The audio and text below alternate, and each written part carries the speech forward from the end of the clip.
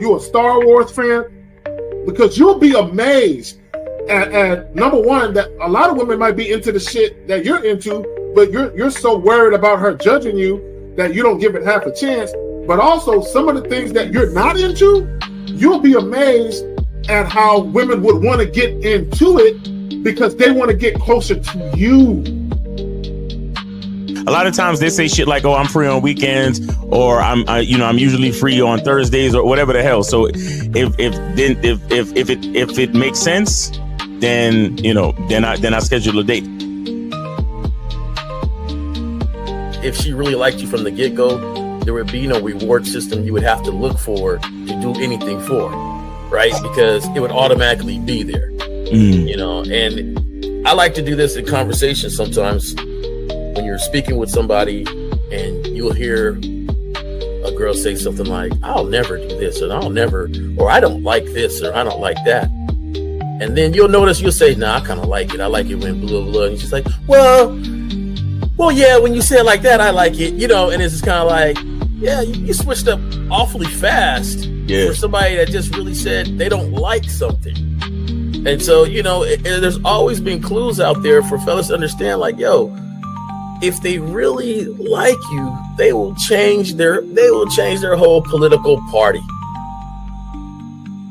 They're not giving her real instruction. They're not letting her know what it really is. And most dudes don't do it. Most dudes don't say what it is because they're afraid to hear no, or they're afraid to bring up sex too early and all of this and all of that. But the bottom line is this: either, again, and somebody said it, either she's feeling you or she's not. You understand? Either she's feeling you or she's not. We got to stop all this nonsense, man. Guys are too afraid to hear no, and it's like I'd rather hear no than to waste 2, 3, 4 dates and time spent, money spent, and all this other shit just to find out that you wasn't feeling me any damn way. You see what I'm saying? But so with me, first date is cool. If you don't want to do it on the first date, no problem. You could be on your period or whatever it is. There's a lot of things that could be off on the first date, right? It doesn't matter. But second date, you gotta know what it is. For me, I like exclusive vagina to me. And that's because I don't want to catch nothing to have my later years messed up. And I like to stroke without no condom on. It feels great. Oh. So I like it. So you like to be hugged by the sugar walls? You like to be hugged? Yeah. I like that velvet, plush velvet. The smoothness. So, but even then, Jay Roman, I hear you.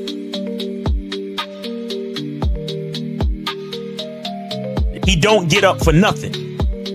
You understand what I'm saying? So, and the reason is because he has to conserve his energy to do 3 full workouts a day up until his competition date.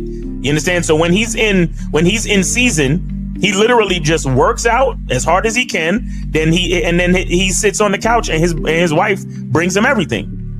The only thing she don't do is fucking piss for him, right? So what I'm saying is, it's one thing to have a wife that does it, because you said earlier, these were the words you used. You said a woman who says, "Oh, I rock with this dude, so I don't mind doing this." But see, it's a difference between a woman who doesn't mind and a woman who cheerfully wants to do it. Understand the position of a simp. Make sure you understand the position of a friend zone nigga. Make sure you understand that a man doesn't do anything for nothing. You understand? So run the game, be careful, and do what you got to do. Mm-hmm. And that's right there, Jay Roman. And that's the problem. Your main chick should always be prioritized over all the new chicks. Right? The new chicks should not get preferential treatment. Right? So what would make it difficult for a lot of women is if you're giving girlfriend treatment to the new chick. Right? So this is why when you very first meet women, you have to establish boundaries and parameters where they got to earn everything. So that way, when the main chick is with you and she knows you're dealing with new women, she knows they have to go through the gauntlet too. They just don't get shit quicker. Like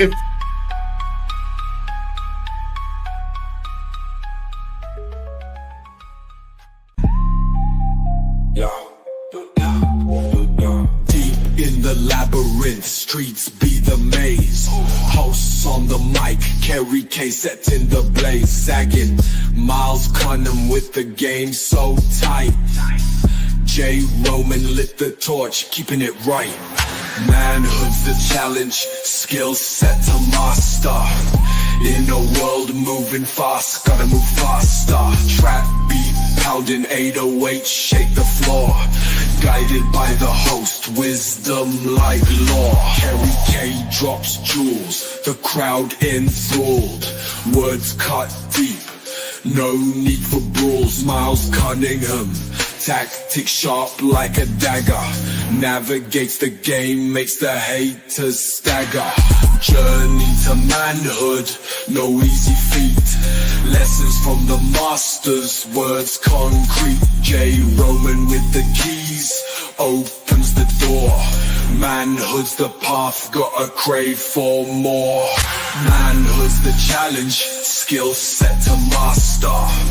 In a world moving fast, gotta move faster. Trap beat pounding 808, shake the floor.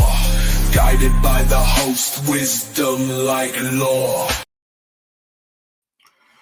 Yo. What's good with y'all? What's good? So, hold on, I gotta fix this curtain and shit. Miles and J Roman are running a little late. I appreciate y'all. Y'all can hear me, right? If y'all can hear me, please put a 1 in the chat. I was having difficulties with my computer this morning. It kept crashing on a brother. So if somebody can just put a 1, I want to make sure y'all can hear me and shit. Wicked Scorpion, appreciate you, fam. All right, cool. So what are we talking about today? Be yourself, attract women without losing your identity. Again, be yourself, attract women without losing your identity. In just a moment, I'm going to share a brief video clip with you guys and ladies. All right, Zora Mina, appreciate you, baby girl. I'll see you up in here. I'm going to share a brief clip with you guys in just a moment. And I want guys to understand, you never compromise your identity. You never water down your authenticity to attempt to attract women, right? And when you see this clip, you're going to understand exactly what I'm talking about. Now, in addition to this clip, I have a couple of stories that I'm going to tell you guys that basically debunks what the guy is saying in the clip, right? So again, what are we talking about? Be yourself, attract women without losing your identity. Now, before I get into this clip, let me say this. If you have a question, put a Q in the chat, followed by your question. And what I would tell you right now, this is probably the best time to have your question answered, simply because I'm writing solo right now.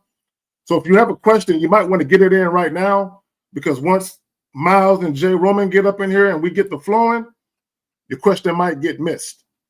So let's go ahead and get on that right now. Let me go ahead and shout some folks out. Wicked Scorpion, what's good, fam? Danny P, what's good with you?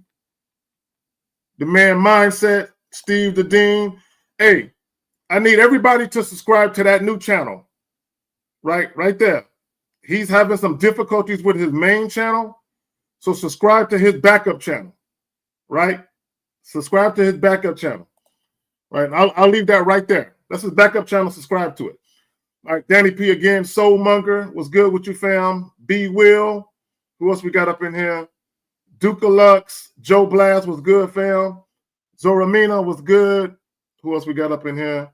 Zay Mafia, June Sports, Blastomatic Diesel, Mathis R, King Chris, Boz, Mr. Go Blue, Alexander Jackson, my bad. Jackson, TMJ5, Quizlow Speaks, what's good?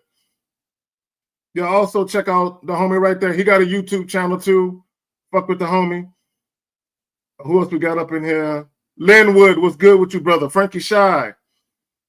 Lloyd Matthews, what's good? What's good? Jacoby, what's good? Who else we got up in here? Beloved the Model, what's good with you? All right. So again, if you guys got a question, Tony T, what's good? Big Guapo, what's good? I missed a couple of y'all. Right. So again, if you got a question, put a Q in the chat, right? I don't know your name. I don't know how to pronounce your name, but shout out to you. I'm gonna call you VC. What's up, VC? All right, King, Nasradin. All right, what's up? What's up? All right, so fuck it. All right, so again, if you got a question, put a Q in the chat. What are we talking about? Be yourself. Attract women without losing your identity. So let me go ahead and grab this clip, and then we're gonna get off into this. All right, where that motherfucker at? All right, there we go, right here. Let's go. When you have a minority that wants a 10 out of 10 white girl, what do you say to them? So the first thing I tell that guy is, number one, be cautious of your look. If you are a black guy and you want a Sally Mae white girl from Texas, you can't have 4 Cuban link chains on, baggy jeans, and like red dreadlocks. You may have to dumb yourself down as far as how you look. Maybe you adopt the cowboy look. Or number 2, location. Just move to that area and be around more of them. If you're in an area where there's like, I don't know, it's 5% white girls, you're probably not gonna meet them. So go to an area. Or 3, for nightlife, drive to that area and go out where they are. You know, if you have a type, you're gonna have to make yourself look like the guys that she already likes.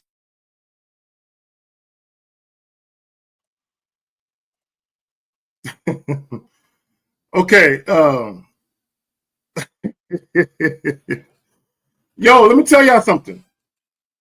Everything he said was a fallacy, except for the part where he talked about maybe going to a location where there's more of those women at. Like, I'll just give you a quick example, right? Here in San Antonio, the east side of San Antonio and parts of the northeast side of San Antonio are the sides of town where there's a lot of black people at, right?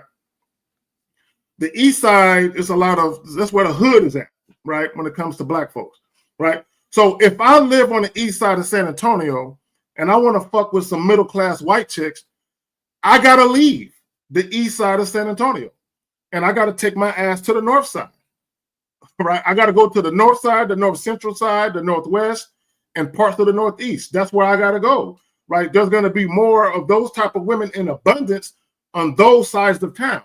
So he was accurate when it comes to, you might have to migrate to different parts of your city. You might have to go outside the city limits, right? So that's true. But when he talked about changing your look, nah, he was completely wrong with that. Okay, let me break down what I mean. So he said, if you are a black guy and you want a quote unquote Sally Mae looking white girl, right? You got to dumb down your look. You know, you can't have baggy jeans and red hair and all these chains on. Let me tell y'all a story. Years ago, a friend of mine and I, one of my best friends at the time, him and I, we moved to Oklahoma City, right? We moved to Oklahoma City, right? Now, back in those days, I used to smoke a lot of weed, right? It was my weed smoking days, way back then. So when we got to Oklahoma City, we were looking for a weed connect, right? A weed source. So we came into contact with these youngsters. It was a group of black dudes. They were young, teenagers, right? So when you look at them, they look like thugs. They look like street corner drug dealers. That's exactly what they look like, right? Whatever stereotype you can think of to describe them, these little guys, they look like thugs. That's what they look like. They look like gangbangers, right? So, you know, we hanging with these dudes a little bit. And one night, for my people from North Texas and Oklahoma, we went to this spot called Brahms. Brahms Ice Cream and Burgers, right? Right? So Brahms, just think of Dairy Queen. It was like maybe a little bit more of an upscale version of Dairy Queen, right? In my opinion, it's called Brahms, right? So we're in Brahms. So me and my partner, right? Me and my homie, right? We came from middle-class upbringings, right? So we're dressed like middle-class Negroes, right? We're dressed like middle-class Negroes. You. What up, Miles? I'm telling the story right quick. So Give me a second, man. Let me finish the story. Then we'll get to the. I'll show you the clip if you didn't see it. Yes, But so we're dressed like middle class Negroes. So there was a group of chicks, like 2 or 3 chicks, at a table, and these were white chicks. These were lily white, Sally Mae type white chicks. You can tell they was upper middle class white chicks. You can tell they weren't the type that grew up around niggas. You could just tell. So me and my homie, we sitting at this table with these thug looking niggas. And these thug looking niggas are like, hey man, there's some chicks over here. There's some chicks over there looking over here. Right. So everybody at the table was under the assumption that they were looking at me and my homie. Right. So me and my homie got up and we went over there to the table and was talking to these white chicks. And they said, well, we're really more interested in your friends over there. Right. And we were like, what? And they were like, yeah, no offense, but y'all really don't look like street enough for us. Right? This is what they said. We don't look street enough for us. Now, bear in mind, these are your garden variety white chicks, middle class, upper middle class, right? But me and my partner, we're upper middle class type niggas. We're dressed that way. They wanted the looking niggas, right? That's who they wanted. So my point in telling y'all is, be yourself. Attract women without losing your identity.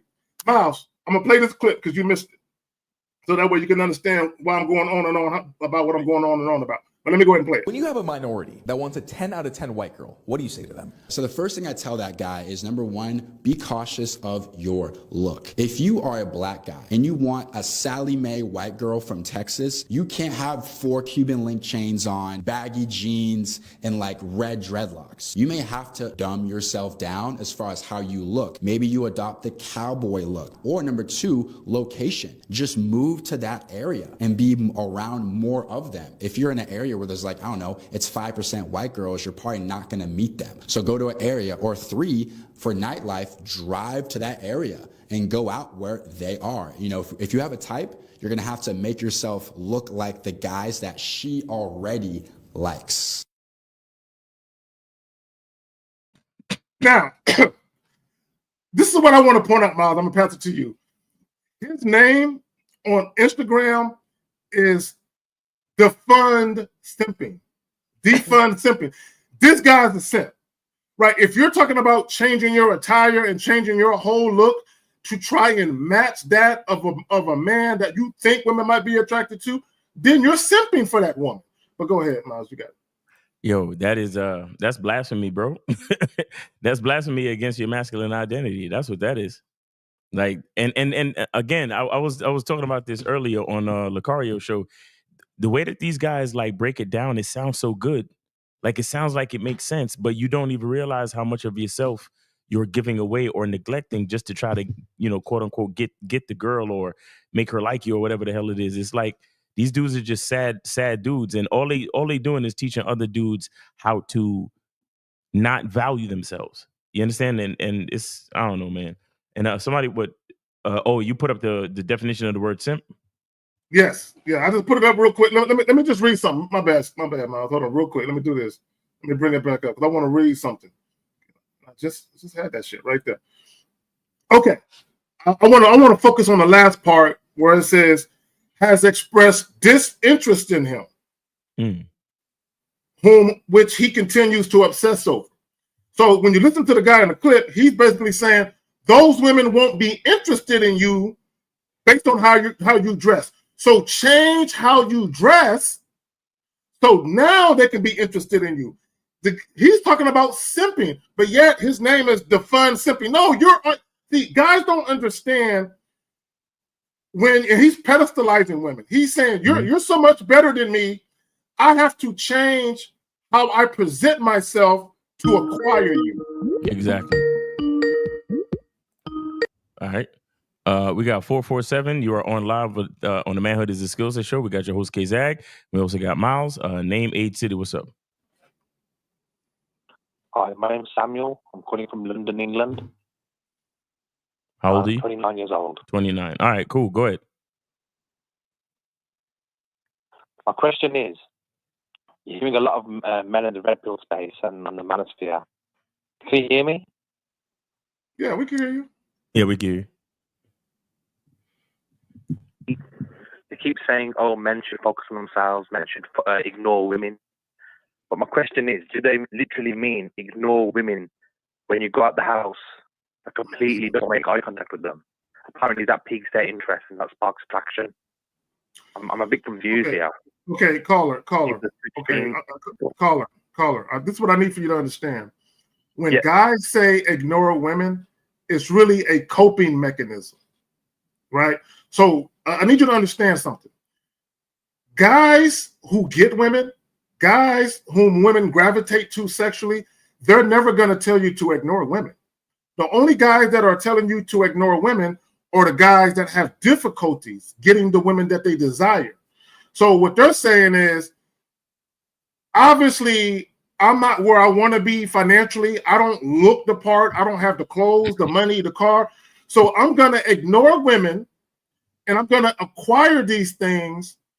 And all of a sudden, by osmosis, women are just going to appear at my feet throwing panties at me, right? Because I acquired all of these things and I look the part. So when they say ignore women, it's really a cope simply because they're getting tired of being rejected. They're getting tired of being told no. But you got it, man. No, caller, where are you getting this from? There's just loads of guys in the red pill space. Oh, ignore women. Don't focus on them. If you focus on yourself, women will focus on you. I understand that women should never be your focus, but completely ignoring them, they ain't magically going to knock on your door, are they? You still have to pursue them. Okay, so what do you want us to say to that? Basically, I'm just I think where I'm lacking female nature is that I expect women to overtly look at me and stare at me and give me these clear choosing signals. Okay, all right, got all right. How long have you been watching us? My problem is I stare Callers, at women. Stop. How long have you been watching us? Yeah, I've been watching you for about over a month now. Just over a month, and you're still watching those other guys, correct? No, I've cut down. You've cut down. I didn't look. Yeah. You see, oh Jesus fucking Christ! I didn't ask you if you cut down or if you reduced it. I said, are you still watching them? Yes or no? Yes. Thank you. Jesus fucking. Listen, you're choosing confusion, right? Because you're watching them, then you come over here and you asking us stuff about what they say. Like honestly, if you really want to make some progress, you really got to pick a side, bro. You really got to pick a side. Because nobody over here ever told you to ignore women. Nobody over here, we tell you to know who you are, know exactly what you want, speak to the women you want to speak to, and if they're only deal with them if they're cooperating, if they're compliant, if they have a compliant, positive attitude. If they don't, you leave them alone. That's what we tell you. So all that stuff about ignoring women and playing games and choosing signals and all this other stupid shit, we don't talk about that. So the fact that you even coming over here and asking us about it is is kind of disrespectful because you don't really respect the format of the show. And you're asking us about what other men say. If you really want clarity on what those guys are talking about, go call in on those guys' shows. Right?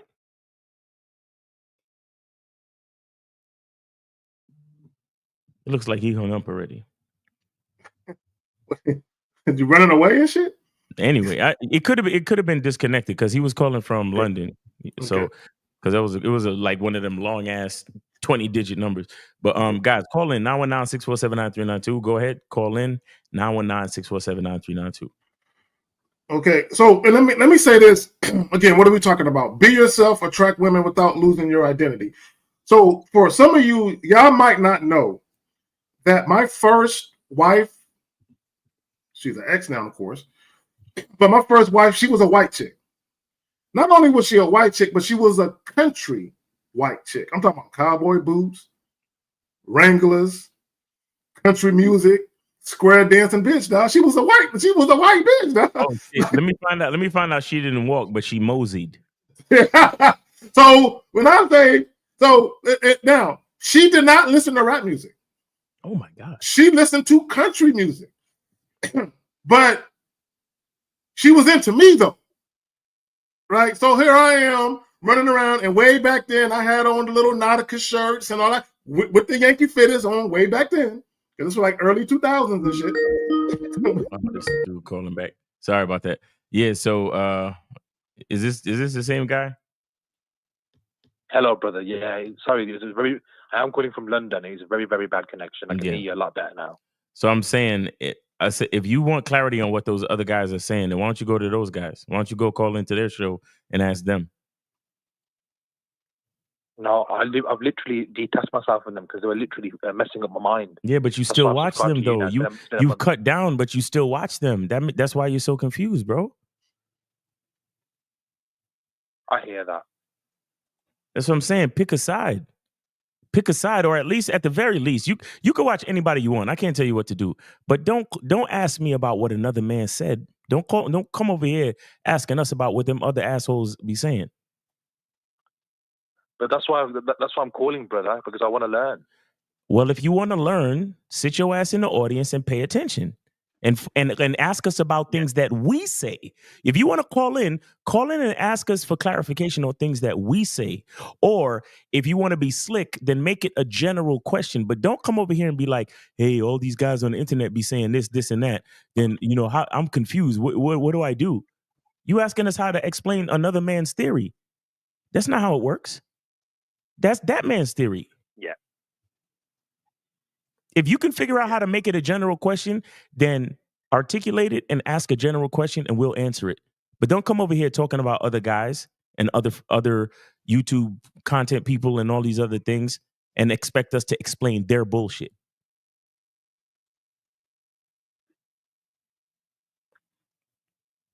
Did you have another question before we let you go? My last question is it really true that men are more visual than women, and women check us out more in a more subtle way? Okay. So caller. Okay, let me ask you this. Let me ask you this question, and I really want you to think about this. Whether it's true or not, how does that ultimately help you? Think about it. Because I think I'm going about it very wrong. I'm waiting. I'm waiting for the woman to, show me where I should be a man and take initiative.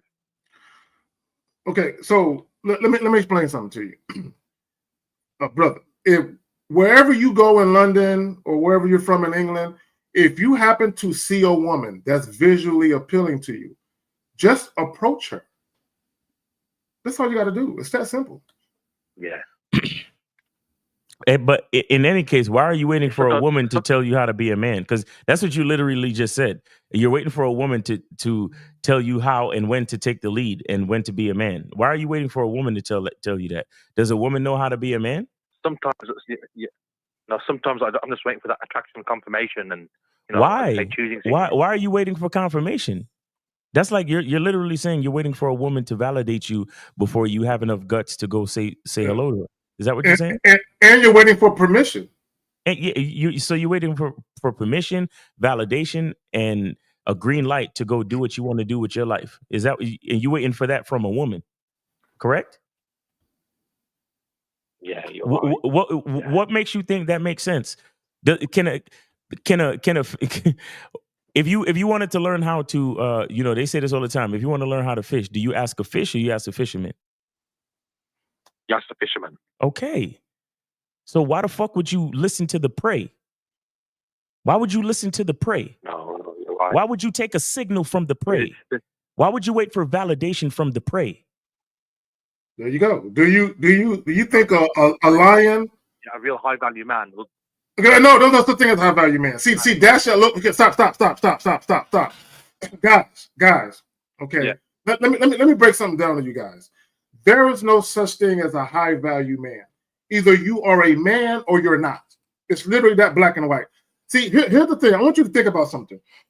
When you think about the popularized definition of what it means to be a high value man, what did the individual tell you? We're not going to say his name.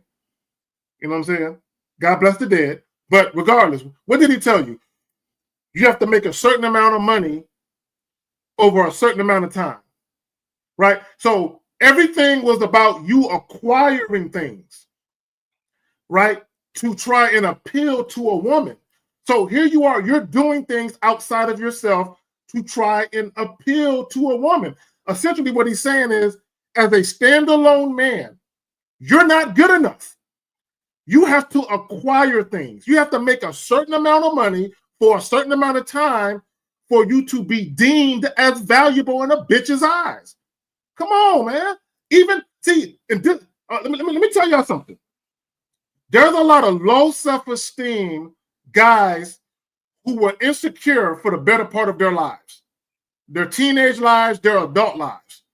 And then when they started to acquire money and material things, and they were able to basically barter with women. Now follow me with this, right? These losers, these tricks, these simps, once they acquired money, once they acquired material possessions, now they had bargaining tools. Now, let me barter with women. Let me exchange this shit for pussy. Now, all of a sudden, they think they have an understanding of attraction. No, you don't. Because if you truly understood what it meant to be an attractive man, you would understand that sexual attraction or a woman being sexually attracted to you has nothing to do with money or being a fucking quote unquote high value man. But y'all got it. I digress. Yeah. Yo, caller, keep watching and get some coaching, bro. Keep watching and get some coaching, okay? And make sure you check us out tomorrow on Real Game No Theory. Check us out, Real Game No Theory, tomorrow, 12 noon, okay? Okay, appreciate it, man. Thank you. All right, and that's 12 noon Eastern time, Eastern American Standard Time.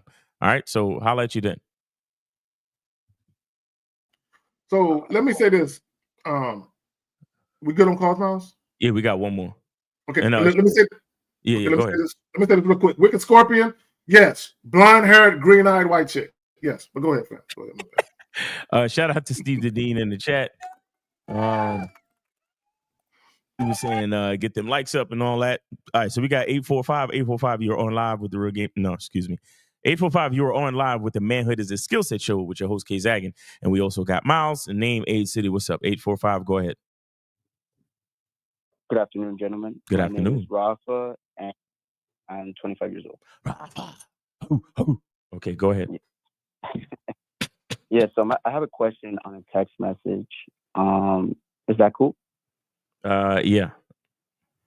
Okay, so she said, she messaged me first, and she said, "Why are you so sexy?" Question mark. I said, "Let me show you. Call me to meet." And I gave her my phone number. And then she said, "But I think you're the killer." So I don't get it. Like, should I just let her go at that point? Wait. Back up. Killer? He said, "But I think you're the killer." The killer? Okay. Was this on IG? Where did you meet this woman at? A dating app? Where did you meet her at? Oh, yeah. Bumble. She messaged me. Yeah, Okay. tell it, say, I'm gonna kill that pussy. Tell her that. There you go. There you go. Send her like a meme of like police tape, the caution tape. You know what I'm saying? You know, they put it on the crime scene. I'm like, yeah, I'm gonna murder that pussy. I'm gonna kill that pussy. There you go. Okay. And also my second question is, when I give women my number, right, and they text me, they're just like, they never tell me their name or anything. For example, I have a woman who just texted me. She's like, "Hello." I'm like, "Who this?" She's like, "Nobody." I left her unseen, and then she's like, "You're a weirdo." Like, I don't get this. Like, okay, look. Okay, real quick. I'm gonna try to understand something. When you're dealing with women, whether it's on a dating app or in person, the only thing you need to concern yourself with is whether or not the woman is cooperating. If the woman is saying and or doing anything that's not to your liking or that's not conducive to her cooperating, don't worry about why she's doing it. It doesn't matter. Claude, I'll give you an example. If I go to a job interview and they don't hire me, it doesn't matter why they're not hiring me. They're not hiring me. So it makes no sense for me to sit there and obsess over why they're not hiring me. I just need to move on and set up another job interview or keep applying for jobs. The why is irrelevant because you knowing the why won't change the outcome of it. The outcome is the outcome. Don't worry about why.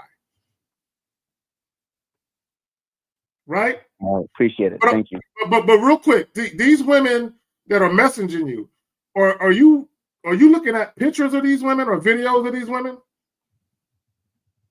Yes, like online. Yeah, so we'll text a little bit, and I give them a number, and then I know who they are when they text. Okay, this is what you need to start doing to cut down on the bullshit. If a woman hits you up, put your number in there and say, "Give me a call. Let's do a video chat." Make sure that you get them on video so you can know that they're real women, bro. I got you, Unc. Yeah. Get them on video chat every fucking time. Hey, here's my number. Give me a call so we can do a video chat. And if for whatever reason, if they're reluctant or resistant, then you got your answer. All right. Appreciate it, gentlemen. All right, bro. Appreciate it, man. Thanks for calling in. Yeah.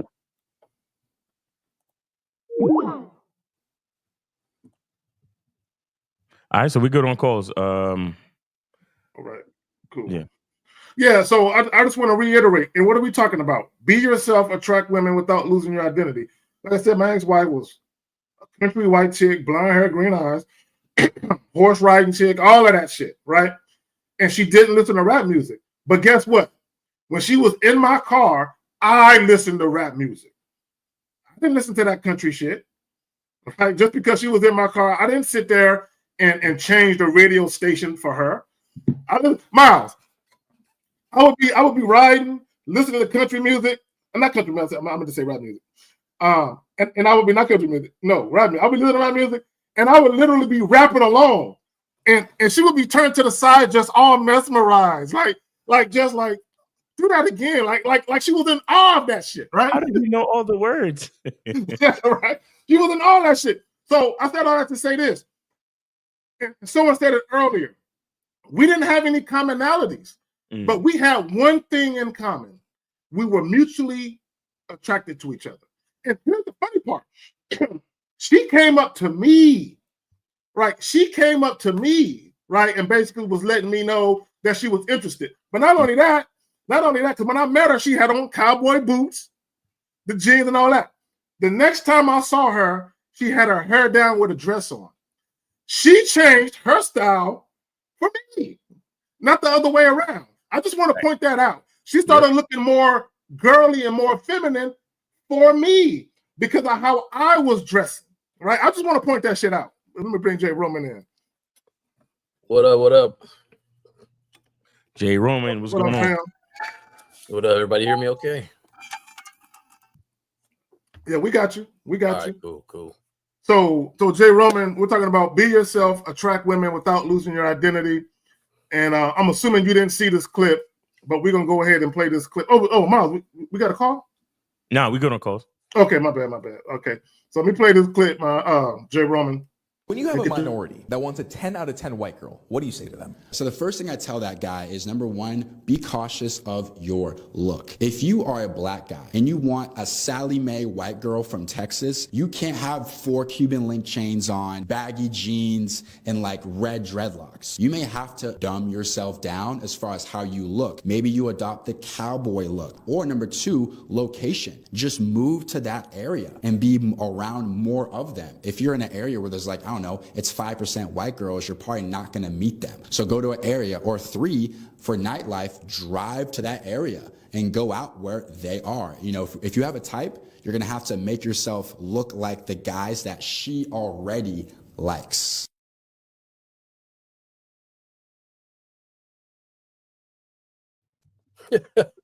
Go in.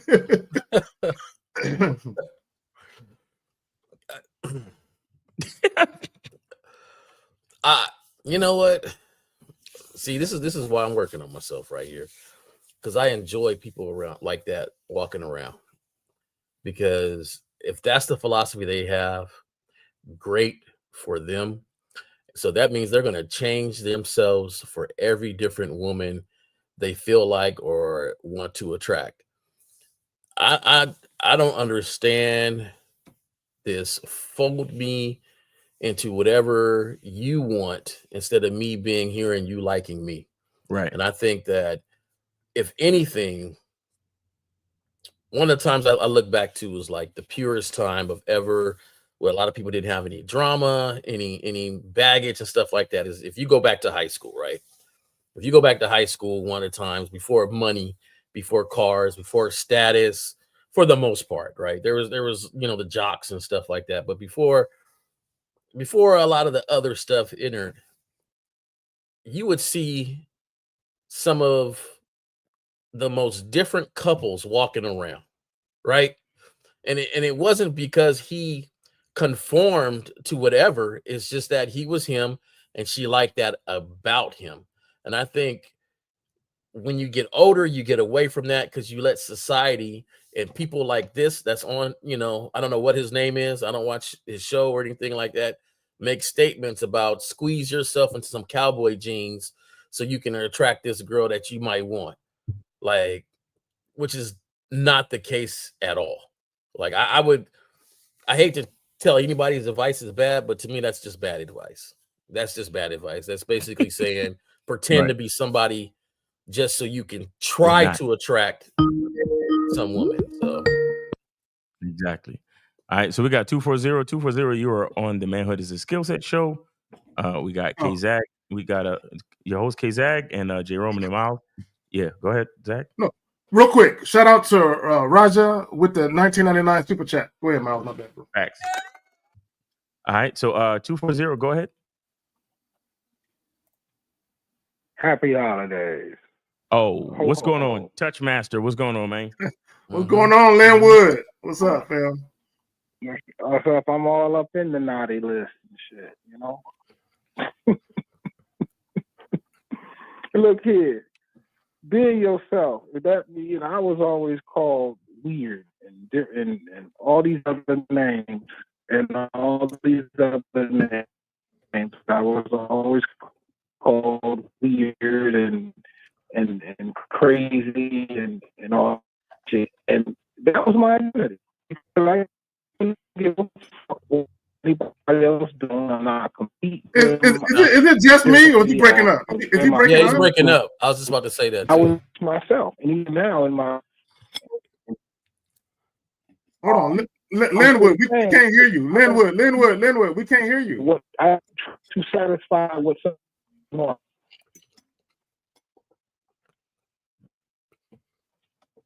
Yeah, y'all going in and out.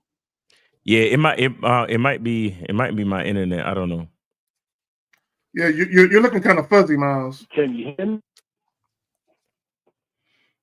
All right, try again. There you go. Can you hear us now? Yeah, go ahead. Me? Can you hear me? Okay. Yeah, good. Linwood, go ahead. I'm just saying that I never changed my shit to appease other people. Because number one, I didn't have the funds back then. But I wasn't trying to get the cars. This was back in the 90s. I wasn't trying to get the cars and all of that. Because I live in D.C., so I work government contracts, in the government building security. So I had all these women. Everybody was trying to get the clothes, this and that. But I don't know if I told y'all, there was a lot of women who were with these guys, and some of them didn't want them to hang out with me. And I'm like, why? Why? They had all the clothes, the cars, the money. I was that dressed down, the bummy nigga. What? They don't want them to hang out with me? Why? Because I found out I was authentic. I didn't care about my outside world and what was going on about that. It was me and my world. And if you want to be in this, you have to satellite around me. And that's the way I've always been and couldn't care. Even today, man, I don't have the latest shit of nothing, man. I mean, because it's no sense in having it. You can't take it with you. And it's going to, I can't believe why people stand online for the iPhone. I just can't believe it. I don't know why. The shit's going to come out next month with another one and y'all going to spend another $1,000 on some shit. Why? Just to look good? I don't have shit just to look good and be good. I just have shit because I want it. And it ain't no flashy shit. So I'm me. This is who I am. And when people, even in my practice, why don't you do this? Why don't you do that? Because I'm happy doing what I'm doing. I don't have to do what the other people are doing to make it. I'm happy doing what I'm doing. And I recognize me. And if I recognize me, you'll see me. So I ain't worried about it. Right. Got you. So that's Real talk. That should be me in a nutshell, y'all. I'm gonna go out and work my nut scratcher here. What? And the nut scratcher suite, season, It's always at the end. It's always at the end when you're about to leave, man. this nigga saying the most random shit. All right, man. DMV in the house. DMV in the house. Hey, man, we appreciate you. I'm on that eggnog, man. I'm on that eggnog, so I'll holler at y'all. Okay. All right, man. You be good, man. Thanks for calling the show, man. Good to hear from you. That nigga, he's sipping on bourbon and eggnog and shit. Right. You made a point in there about the phone, though. And I remember seeing memes about people that's, oh, you have an Android, I can't talk to you. Yeah, you have my thing is when fellas listen to advice like that, with the video, what extent, what is the breaking point of the extent you will go to bend over and to change yourself just for the interest of somebody?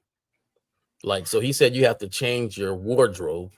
So, if you want to attract her, you gotta, change how you look, your wardrobe.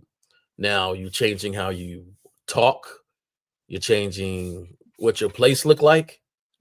You taking down your Michael Jordan posters and putting something up. I don't know. Like, what's the extent of what you're gonna change? Well, just to get a woman. This is what guys got to understand, and this goes back to a lot of guys have a remedial understanding of attraction. See, this is what I believe happens. You have a lot of nerds. You have a lot of late bloomers. When I say late bloomers, guys who started having sex later in life, probably after they got into their 20s, right? Especially like mid-20s, something like that, or maybe college, latter college years. So now they're kind of getting their feet wet, actually dealing with women, and they watch a little bit of dating advice on the internet, and they think they got it now. Oh, I know what I'll do. I'll start giving advice, although I just started fucking 5 years ago. I mean, come on now. But what happens is, this is what guys got to understand. They think that women are one size fits all. And what I mean by that, they think women have just one preference or one type. No. A woman, like I'll use my ex-wife. Again, she was a country chick, right? She dressed like a country chick, listen to country music, right? So she fucking with me. There's nothing about me country, okay? The music, the way I dress, nothing, right? But she's also the same type of chick that's still like white boys, okay? She dated Hispanic guys, right? Who weren't similar to her, right? So what I mean by that is, when it came to the type of men that she entertained, there was a wide spectrum of different types of guys, right? So guys have to understand, when it comes to sexual attraction isn't simply relegated to clothing or attire or musical taste, right? It's simply about a feeling that a woman gets. Like, again, when I met my ex-wife, I didn't know who she was. She stepped to me, right? So it wasn't like, oh, he's the type of guy that would like to ride horses with me. He's the type of guy that would like to do square dancing or a hoedown with a bitch, right? I didn't look like that. It's just when she was in my physical presence, she was feeling it. So she basically was wanting to get with it, right? So I just want guys to understand that when you listen to these goofies on the internet, they don't know what the fuck they're talking about. But I want to see the video again. That's hilarious. All right, we got you. We're good on calls. Yeah, we're good on calls. All right, here we When go. you have a minority that wants a 10 out of 10 white girl, what do you say to them? So the first thing I tell that guy is, number one, be cautious of your look. If you are a black guy and you want a Sally Mae white girl from Texas, you can't have 4 Cuban link chains on, baggy jeans, and like red dreadlocks. You may have to dumb yourself down as far as how you look. Maybe you adopt the cowboy look. Or number 2, location. Just move to that area and be around more of them. If you're in an area where there's like, I don't know, it's 5% white girls, you're probably not gonna meet them. So go to an area. Or 3, for nightlife, drive to that area and go out where they are. You know, if you have a type, you're gonna have to make yourself look like the guys that she already likes. The worst advice ever, bro.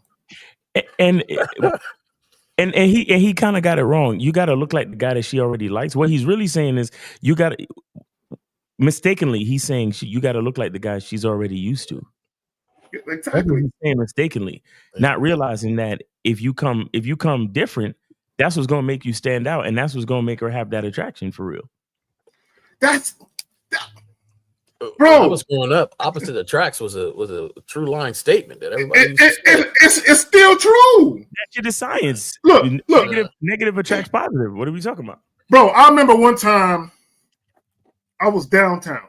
I was at because I was on probation. We're not gonna get into all of that, but I was on probation for some shit, right? So I was downtown at the probation. You were a real street nigga that the white chick you want. So now I had on a red button-down shirt, sleeves and all of that. I had on some black Italian slacks. I had my shirt tucked in. I had on some black hard bottoms, the black belt matcher. I look like I just got off work. That's exactly what I look like. I look like a nigga that worked for corporate America, right? That's what I was dressed like, because actually I was working for, a financial institution. But that's what I look like, right? So I'm downtown, at the probation office. I'm walking up to the probation office, you know what I'm saying?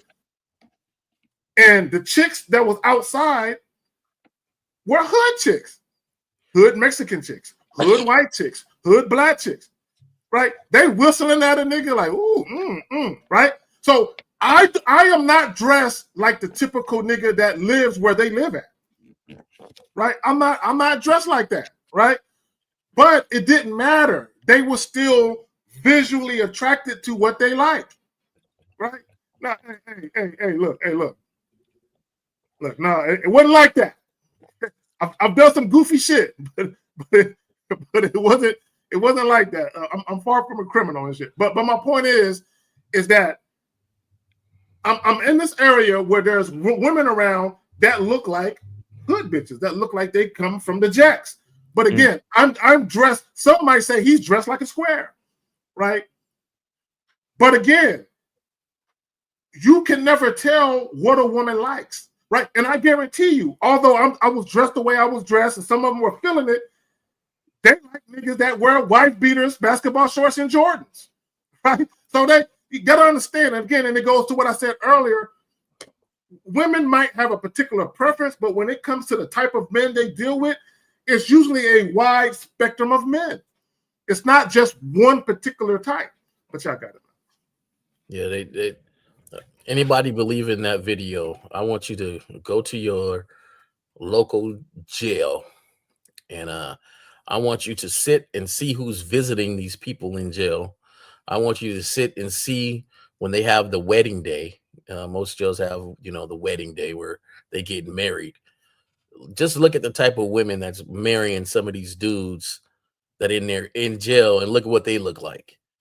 And you're going to realize that dude is not telling you nothing that is true. You see, I'll say this too. This is an example of how the average man thinks, as far as he's literally trying to blend in. You understand? He's trying to blend in, meaning that he doesn't celebrate his own uniqueness. He doesn't celebrate his masculine identity. He doesn't understand how important it is to stand out from the crowd. Like, he's literally telling you, oh, well, you gotta be a part of the demographic that she's already used to. You can't come out here with red dreads and three gold chain links and all of this other. What? That's exactly what she's looking for, because she never seen that shit before. That's exactly what she's going to be attracted to. That's exactly what she's going to want to talk to, because she's never seen it. So why would I want to dress like something that she's seen her whole life? She might overlook me at that point. If I'm dressed exactly like what she used to, more than likely, she will overlook me, because I'll blend right into her environment. You see what I'm saying? So the average dude don't value himself. Average dude don't value the fact that he's different from other men. Plus, misrepresenting yourself don't work out in the long run for yourself to begin with anyway. Well, why would you want to misrepresent yourself and live basically the way she wants you to instead of the way you want to? Right. And it hits everybody. Like, I know y'all remember when the Tupac double disc hit, Yeah. I seen more people become thugs in my life at one moment at one time. Oh yeah. The most square barest people. Next, you know, wanna wear the they have those wife beaters with the thick lining on them, and everybody was want to walk and talk and Oh, look a oh, certain bro. way. You know, thugs was in. You know, if it ain't you, it's not you. Bro, Why would look, you pretend to be somebody else? Look, let me tell you something. Here in San Antonio, niggas was walking around with their pants leg rolled up with Kangols on, trying to look like LL and shit.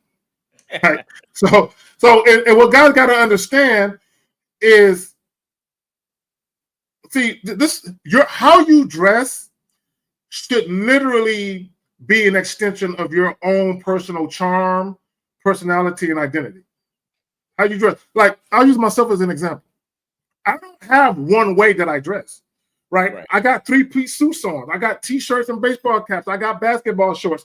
I got Timberland boots. I got hard bottoms. I got Italian slip-ons. I got all types of shit, right? Button-down shirts and shit with Italian slide. I got all of this different type of shit, but all of that is uniquely me. So I can wake up one day and have 3 different outfits on and look like a completely different nigga. But all of those things are uniquely part of me, right? And this is what we got to understand as men. We're multifaceted individuals, right? We're literally, bro, I remember one day, back in the day, not a couple years ago, but several years ago, I'm literally hanging outside of a convenience store talking to some dudes who got brown bags, you know what I'm saying, sipping on some beer, right? So my vernacular, I can talk to them. Those are my people. So I'm loitering on a corner of a fucking convenience store talking to them. At night, I got on a tuxedo at a fucking what do you call it? Gala? Masonic, a Masonic joint. I got on a whole tux at a fucking Masonic joint, but earlier in the day, I'm on the street corner, you know what I'm saying, at a convenience store talking to these niggas wearing some basketball shorts, some tennis shoes, and a fucking hat. You know what I'm saying? But I guarantee you, the people at the Masonic joint, if they would have saw me earlier in the day, they would have been like, but all these things are uniquely me.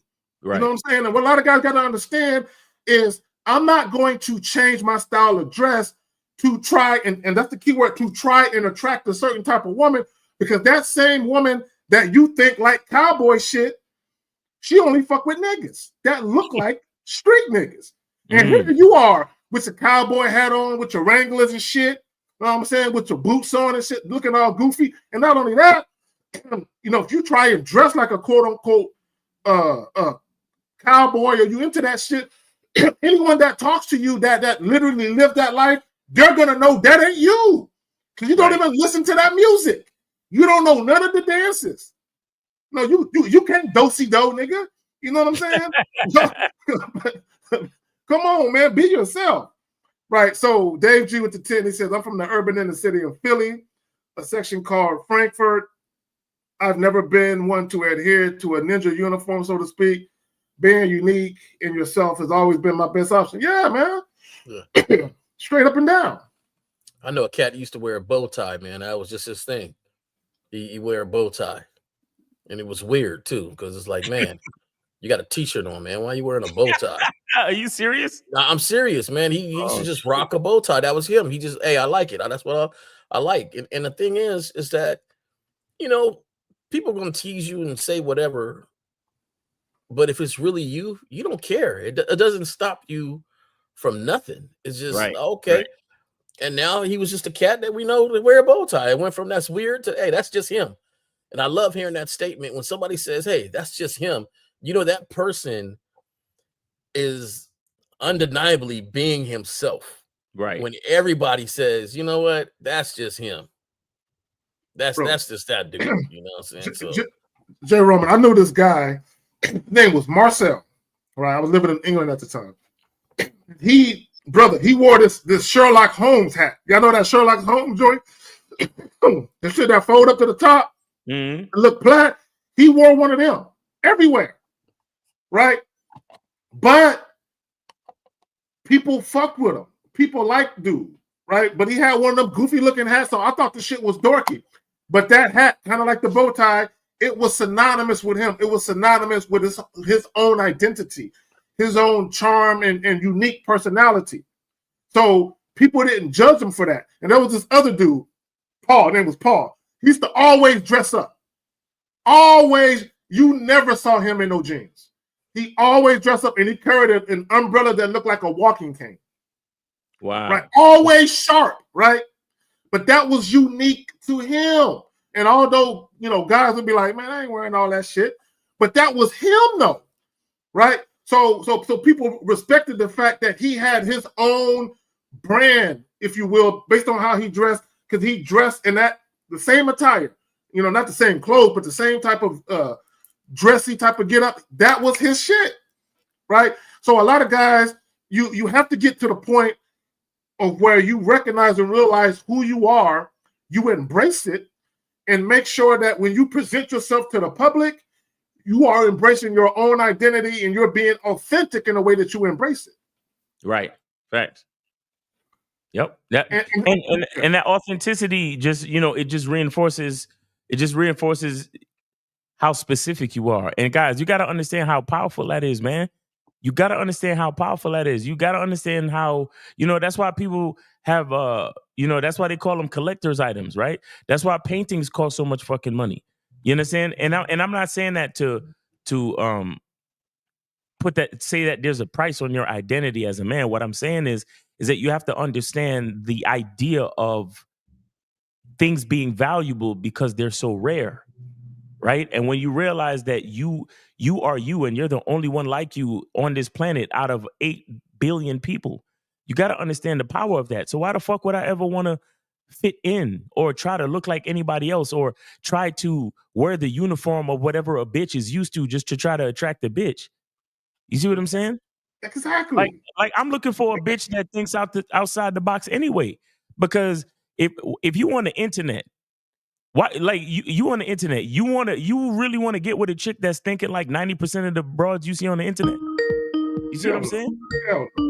So you want a woman that's going to think outside the box. You want a woman that's going to appreciate you because you're specific, because you're unique, because you're rare. And that's why you be who you be, so you can get the real experience of your own fucking life instead of trying to be like other people. Anyway, we got 832-832. You are on the Manhood is a Skill Set show with your host K Zaggin. We also got Jay Roman and Miles. Name, age, city. How can we help you? Yo, this Bruce 42 out of Houston. What up, Miles? Jay Roman, Zach. Peace. What up? What's going on? H-Town in the house. What up? Oh man, no doubt. I just wanted to say, man, y'all dropping some real shit as far as standing out versus trying to fit in. Mm-hmm. And then I want to share my own receipt on y'all's topic. So back in the day, I grew up in Los Angeles. So the young nigga uniform when I was growing up was a pair of Chuck Taylors, some Levi's jeans, a white tee, and you might rock a baseball cap with it, right? And so that's how I was dressing in the day. But I used to fuck with this Mexican broad, one of them gothic chicks, wear all black fingernail paint. Her pants is hella big, got rips and holes and chains. Oh yeah. Yeah, I know. What's that damn rock band? Slipknot. This rock band called Slipknot t-shirts. She got green and pink streaks in her hair before that shit was even popular, right? Damn, nigga, you was her all absolutely. Oh yeah, I'm versatile with it, brother. You know how we do. I like it. I like that versatile. I like that shit. Yeah, yes it did. And so me and her had absolutely, for the most part, nothing in common. But she genuinely liked me, and I genuinely like her, and we never had no type of drama, no type of problems, issues, and nothing. Everything was cool because I wouldn't change it for her, she wouldn't change it for me, and the shit was lovely. So I just wanted to say, especially for you young cats that's listening, because y'all are super impressionable these days. Right. If you just be you, as the Real Game No Theory panel teaches y'all, right, you're going to get them women that's meant for you to have, and your situations will be of a much higher quality, even though you might get less quantity, but your quality will be way better. And I promise you, y'all, it's the shit. Facts. Real talk. There you go. That's facts. Appreciate you, brother. Appreciate the call, man. And I know when it comes to fashion, right? Man. But real quick, what happened to the Gothic chick? I moved to Atlanta when I was about 18, 19. Oh, okay. And so she stayed back in Cali. And that was, hey, if y'all, for whoever listening, y'all want to know about Gothic chicks, man, they freaks, man. I love them. I believe it. I believe they some freaks. Yeah. All right, caller. Yes, it did. Yes, it did. We appreciate the support, bro. Thanks for calling the show. Thanks for the story. All right, man. Take it easy. All right, so we got 330-330. You're on live on the Manhood is a Skill Set Show. We got your host, K Zaggin. We also have J. Roman and Miles. Name, age, city. How can we help you? What's up, panel? Mr. Kime from Canton, Ohio. William Kime in the building. What up? What up? The horse whisperer. What's good with you, man? I had to call in. That was funny what K-Sack was saying there about the whole cowboy boots and all that stuff. I was laughing about it. Hold on one. Can you guys hear me? Yeah, go ahead. Okay. Anyway, I was just calling in. I'm out here, just doing the Lord's work, but out here in Pennsylvania, and I'm listening in on my drive back. But I literally just jumped on, and I figured I'd give you guys a call since I'm out here on the open highway. Yep. Just wanted to call in quick. I got a little story about something that happened last weekend where it was a sister from Philadelphia, 6 hours away. She's from 6 hours away. She was on her way from Texas. I'm sorry if I'm getting interrupted. I got a call coming in, but I'm gonna ignore that call. But she was on her way from dropping her daughter off in Texas, and she was out in Kentucky. I don't know how we had started. We started talking on I don't know, a dating site, maybe Facebook Messenger or something. Mm-hmm. And she had my number. I always told her because she was like, "I'll come to Ohio. I'll come out to see you." She's in Kentucky, like 7 hours away. Saturday. Anyway, I'll fast forward to Sunday afternoon. I had it set up where she had a 2-hour time frame to be a block from my house. Okay, she's on her way from Texas, headed to Philadelphia. She met me exactly where I told her to meet me. We had a great time.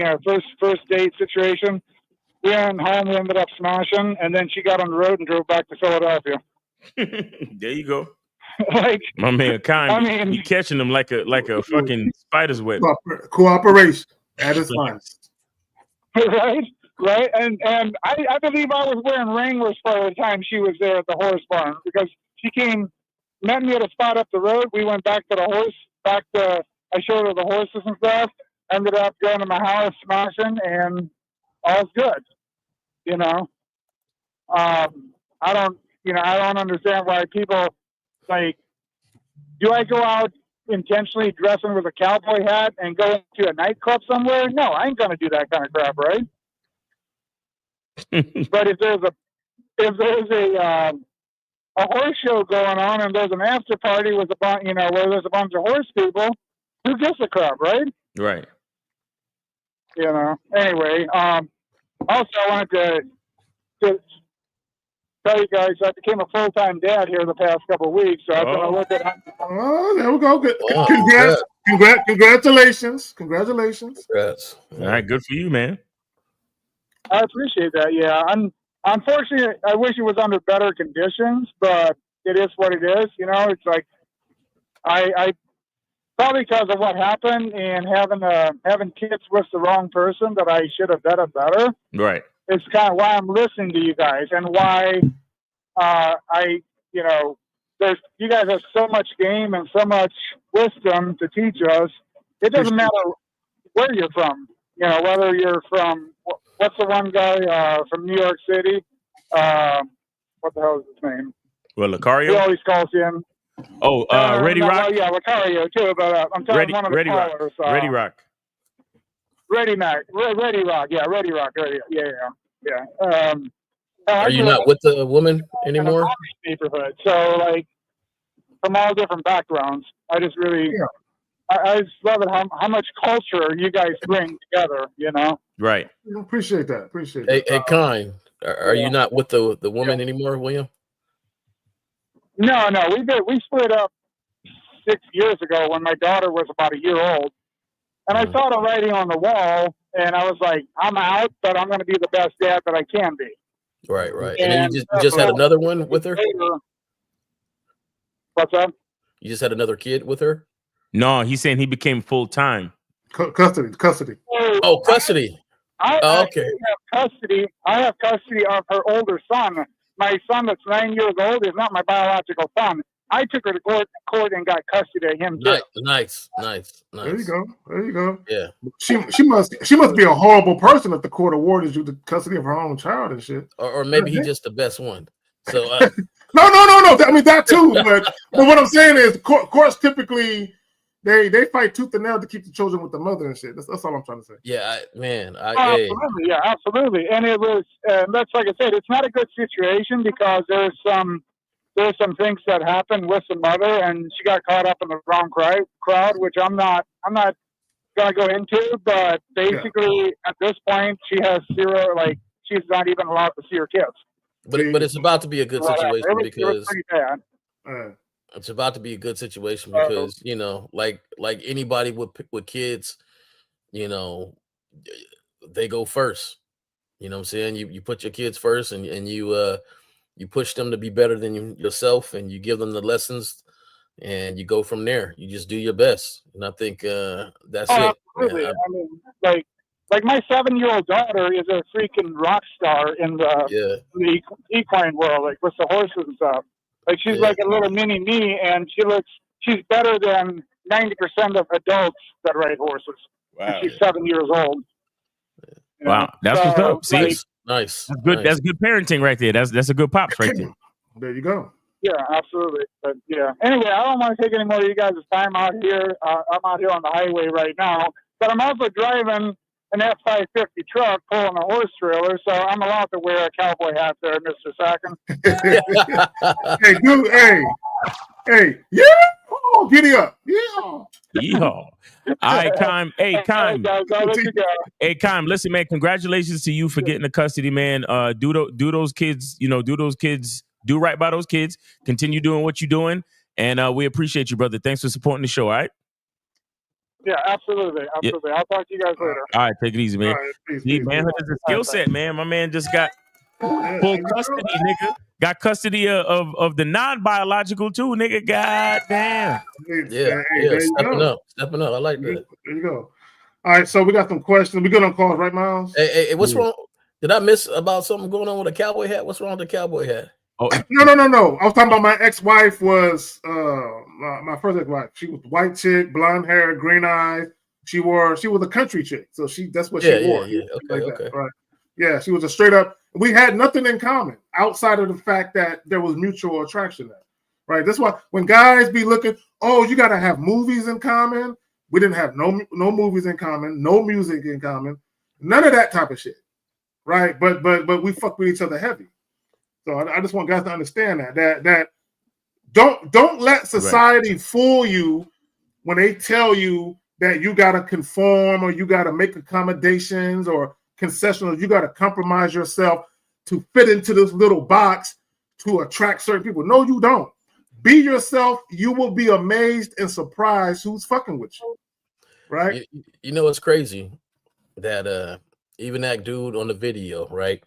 He's gonna get somebody to conform to dress a certain way to attract her, and maybe it works.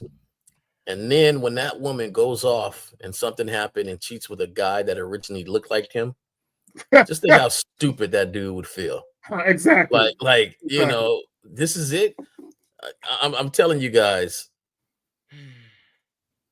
Let's take fashion for example. We clothing and dressing a certain way. Fashion changes over time. And things get where people say outdated, like, oh, why are you wearing that? That's outdated. And, hey, we don't rock that no more and whatever. And I will tell you this. Yeah, it's nice to look nice.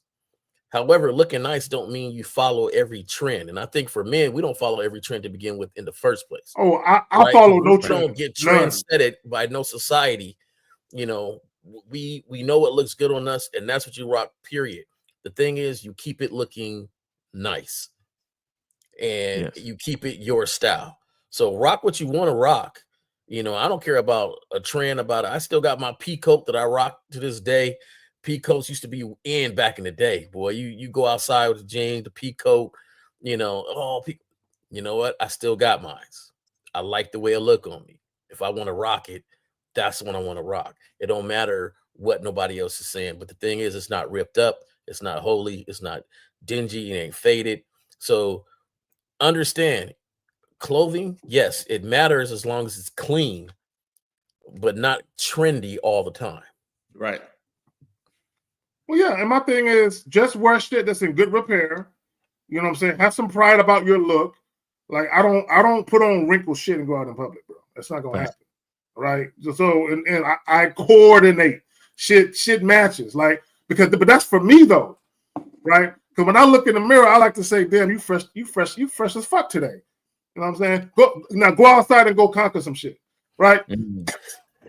But that's for me though. You know what I'm saying? And whatever bitch want to be conquered, she about to be conquered. But I'm not out here saying, bro, I've never even had in my mind that I'm looking for a particular woman that looks a certain way. I've never even looked at it that seriously.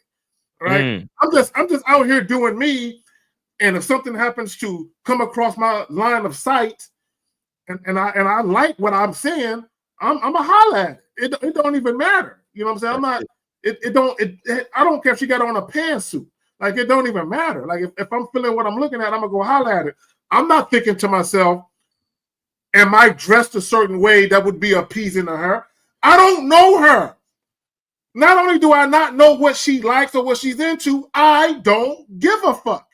Like even in a video, he said, do you dress or look like a woman she might be into, a man that she might be into? You don't know what she's into, right? Yeah. You're falsely looking at her attire, and you're making an assumption as to the type of guy that she might like. Like back to the Oklahoma story, when me and the homie, we was in Oklahoma with these thug-looking niggas, and there was a group of white chicks sitting at the table. They look like the all-American girl next door, the prototypical white chicks from middle class, upper middle class. We're thinking they're going to be into us because we're the black version of that. You know what I'm saying? Or at least we look like that based on how we're dressed at the time. But they told us we weren't street enough for them, that they wanted these young gangbanging, thug-looking niggas, right? So everybody's assuming the wrong thing. We're looking at how people are dressed, and we're assuming that how we're dressed is either to their liking or not to their liking. You have no fucking idea what that woman is into. Right. Until you go talk to her. Right. Mm-hmm. And you're gonna find out is whether or not she's into you or not. Right. But come on, man. Like we gotta stop assuming and stop having these thoughts of I wonder what she is into. I wonder if she would like my style. Fuck if she like it. Fuck if she don't. Just go talk to the bitch. If she's with it, cool. If she's not, it's cool. But we got a question here. We good on calls, right, Miles? Yeah, we're good on calls. Okay, so let's go ahead and get to these questions. So Dukaluk says, I used to say to women that I'm not going to tell you what I want to do with you now with a dominant tone. Women, okay, let me read it again. I used to say to women that I'm not going to tell you what I want to do with you now with a dominant tone. Why would you tell women that? Like, why would you tell women I'm not going to why would you tell women I'm not going to tell you what I want to do with you now? Like, I need more surrounding. Yeah, because I'm not. Because you could have misworded it. Because like why? Nah, bro, I'm gonna tell women exactly what I'm gonna do, and exactly what I need them to do, or my requirements. So when you say I used to say to women that I'm not going to tell you what I want to do with you now, like. Dukaluk, if you still here, rephrase your question. Are you building it up? Or are you like, what's why? Yeah. We either call in or give us a little bit more because it's kind of confusing what you're asking. I'm not sure. All right, so let's move on to Joe Blast. How did you get to the point? Before you hit that one up, before we go a little further than the clothing, I want to say that. I never seen this dude Miles without a suit on. Right? I just never seen Miles without a suit on. You talking about in person, face to face? Yeah, in person. I never seen him without a suit on. Right. I've never seen Zach with a suit on. So there is no game uniform besides, having game. And it doesn't, it's not a cookie cutter thing. Right. And you should have seen the way we was walking out the hotel in Miami, all dressed differently, but all walking like there's a slow-mo, like we just the flyest thing walking out the hotel, right? And we're all looking different. There, there is no one that thought the next one was flyer. Like, you know what you got on, dog? I wish I had what you had on. Ain't nobody said that. We walked out like, hey, I'm ready to go. Like, let's go. Whatever I got on. So, I mean, fellas, just understanding you are your promoter. You are your brand. Facts. You are, and that brand is individually you. And nobody can promote that better than you by you being true to whatever you want you to be. Right. The only thing is that a lot of times the desperation and the neediness seeks in, and you try to turn yourself for somebody else. And when you go from really representing you, it's always going to go bad. Maybe not now. A lot of you guys take the success of immediate and don't realize down the long run, it ain't going to really work for you. So yeah, maybe you get a date. Now you dress like, cowboy. You got the hat. Excuse me, ma'am. He's oh, okay. Excuse me, ma'am. Yeah, you go out on a date. You go out on a date, and then a word kind of comes in. Okay, hold on. Jay Roman, hold on real quick. Say, don't be mentioning any other YouTubers in here. I don't give a fuck what these niggas are saying. Let me delete that shit right the fuck now. Who said that? Who He said this dude named Cammy and shit. Cammy? Oh. Yeah, I just deleted it. Okay, but he's talking about the YouTuber. He said this. What are y'all? I don't give a fuck what these goofy niggas say. Yeah. And I said it. See, some people gonna be like, hey, well, I'm not talking about the person. These niggas is goofy. Yeah, I don't give a fuck what these goofy niggas got to say. But get the fuck out of here with that shit. Yeah. So Joe Black says, how did you get to the point where you love yourself more than a woman could love you? Since I came out of my mother's womb. It might sound like I'm being facetious, but there was never a time where I didn't feel that way. Right. There was never a time where I didn't feel that way. Right. I've always loved myself. I was never that guy that had low self-esteem or was insecure or lacked confidence. I was never that guy. Right. So, and if I was, I don't remember. Maybe when I was like 5 or 6 or something, you know what I'm saying? I wasn't confident that I could pop a willie or something. But as far as like dealing with females, I was never that guy that looked at myself as less than. I never, ever. I can't recall that. So when you say, how did you get to the point where you love yourself more than a woman ever could? I've always loved myself. There was never been a time where I didn't. But it's Blast is like one of them things, man. Like, I don't know. You just gotta. How do you get to the point? Well, first of all, I say gratitude. But for a lot of us, it's like it's there early. You just kind of have that level of self-love, self-respect, self-appreciation. But if you don't have it at this point, you gotta focus on gratitude, man. Gotta focus on being grateful for yourself, being grateful for all the things that you do for yourself on a daily basis, the decisions that you make. You gotta love yourself, man. You gotta look in the mirror and really love yourself, because ain't nobody gonna do it for you, and you can't be looking for no woman to do it, bro. You can't be looking for no woman to do it. I said it on the show earlier with Lucario. Shout out to Lucario, and go check out that show. It's a dope show, actually. But, a woman, like even a woman who loves you, right? She doesn't really care what you got to go through to make it happen. You understand? Mm-hmm. Women don't give a fuck what you got to go through to make it happen. They really care that you make it happen. Facts. That's what they really care about. You know what I'm saying? And I'm not going to say nothing bad about women, but that's just the truth of the matter.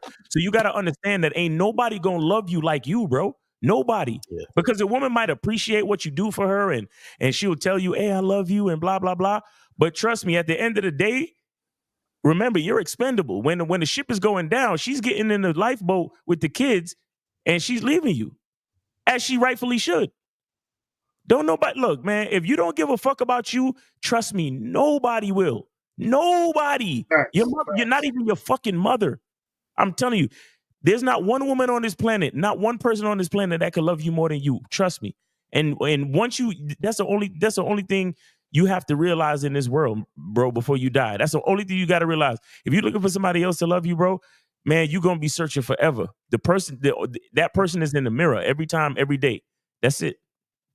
I think this is like on the. It's not the beginning of the list. It's like just a bullet point on the list of leadership. Like we got to teach leadership all the way through on everything. So you have to take the lead and teach them how to love. Right? We lead on everything. It's easier to love somebody that really loves themselves. You know how hard it is to love somebody that don't love themselves? That where you always got to encourage them, and you look all right, you look good, don't worry. Like it's taxing. It's hard because now you can't even concentrate on yourself. You more concentrated on them because they don't love themselves, and so you got to worry about them and help them and push them up and all this stuff. It's easy for somebody to love somebody to step out the door and say, "Hey, I look good, don't I? Looking fresh." They might be like, "You're so arrogant," but yeah, they like that. They it's a happy feeling because when they get dressed and they look in the mirror, they say, "You know what? I look good. I look fresh. Hey, baby, how I look? Hey, you look good. You look fresh too." Yeah, you have to lead in all regards, even when it comes to this regard. So you say love yourself more than a woman could love you. Yeah, because you're leading and you're teaching her how to love. Yeah, you should love me because I love myself even more than that. And I think for me, there was things I did that I was younger that I didn't know was on the lines of loving myself, but just the attitude I had toward myself. I'd never looked at myself down. I was walking around with pro wings. Y'all don't even understand pro wings. Pro And wings. Anybody remember pro wings? Yeah. I was walking around with pro wings. I mean, I couldn't, when people were playing the dozens, I knew I could only play the dozens to so far because sooner or later the wings were going to get mentioned. Right. So, they were like, hey, I remember one time we was in the group, we was talking, "Hey man, your head so big," and da da da da da. And dude, he was like, "Yo, on me." Dude was quick, witty. I wasn't so witty. I'd be like, "Hey, let's meet, let's fight." That was my end zone. Like, "Hey, let's just go to fight." He just want to be violent, bro. Yeah. No, Steve, hold on. See, this DMV shit. I was just about to say that. Bobos. Here's the song people would say when they was making fun of you. Bobos, they make your feet feel fine. Bobos, $1.99. That was the song. Right? Yeah. Like, so they would call them Bobos. They would laugh at you. They would sing that song and shit. Yeah, I'd be like, "Hey, let's just cut to the chase. Let's just fight."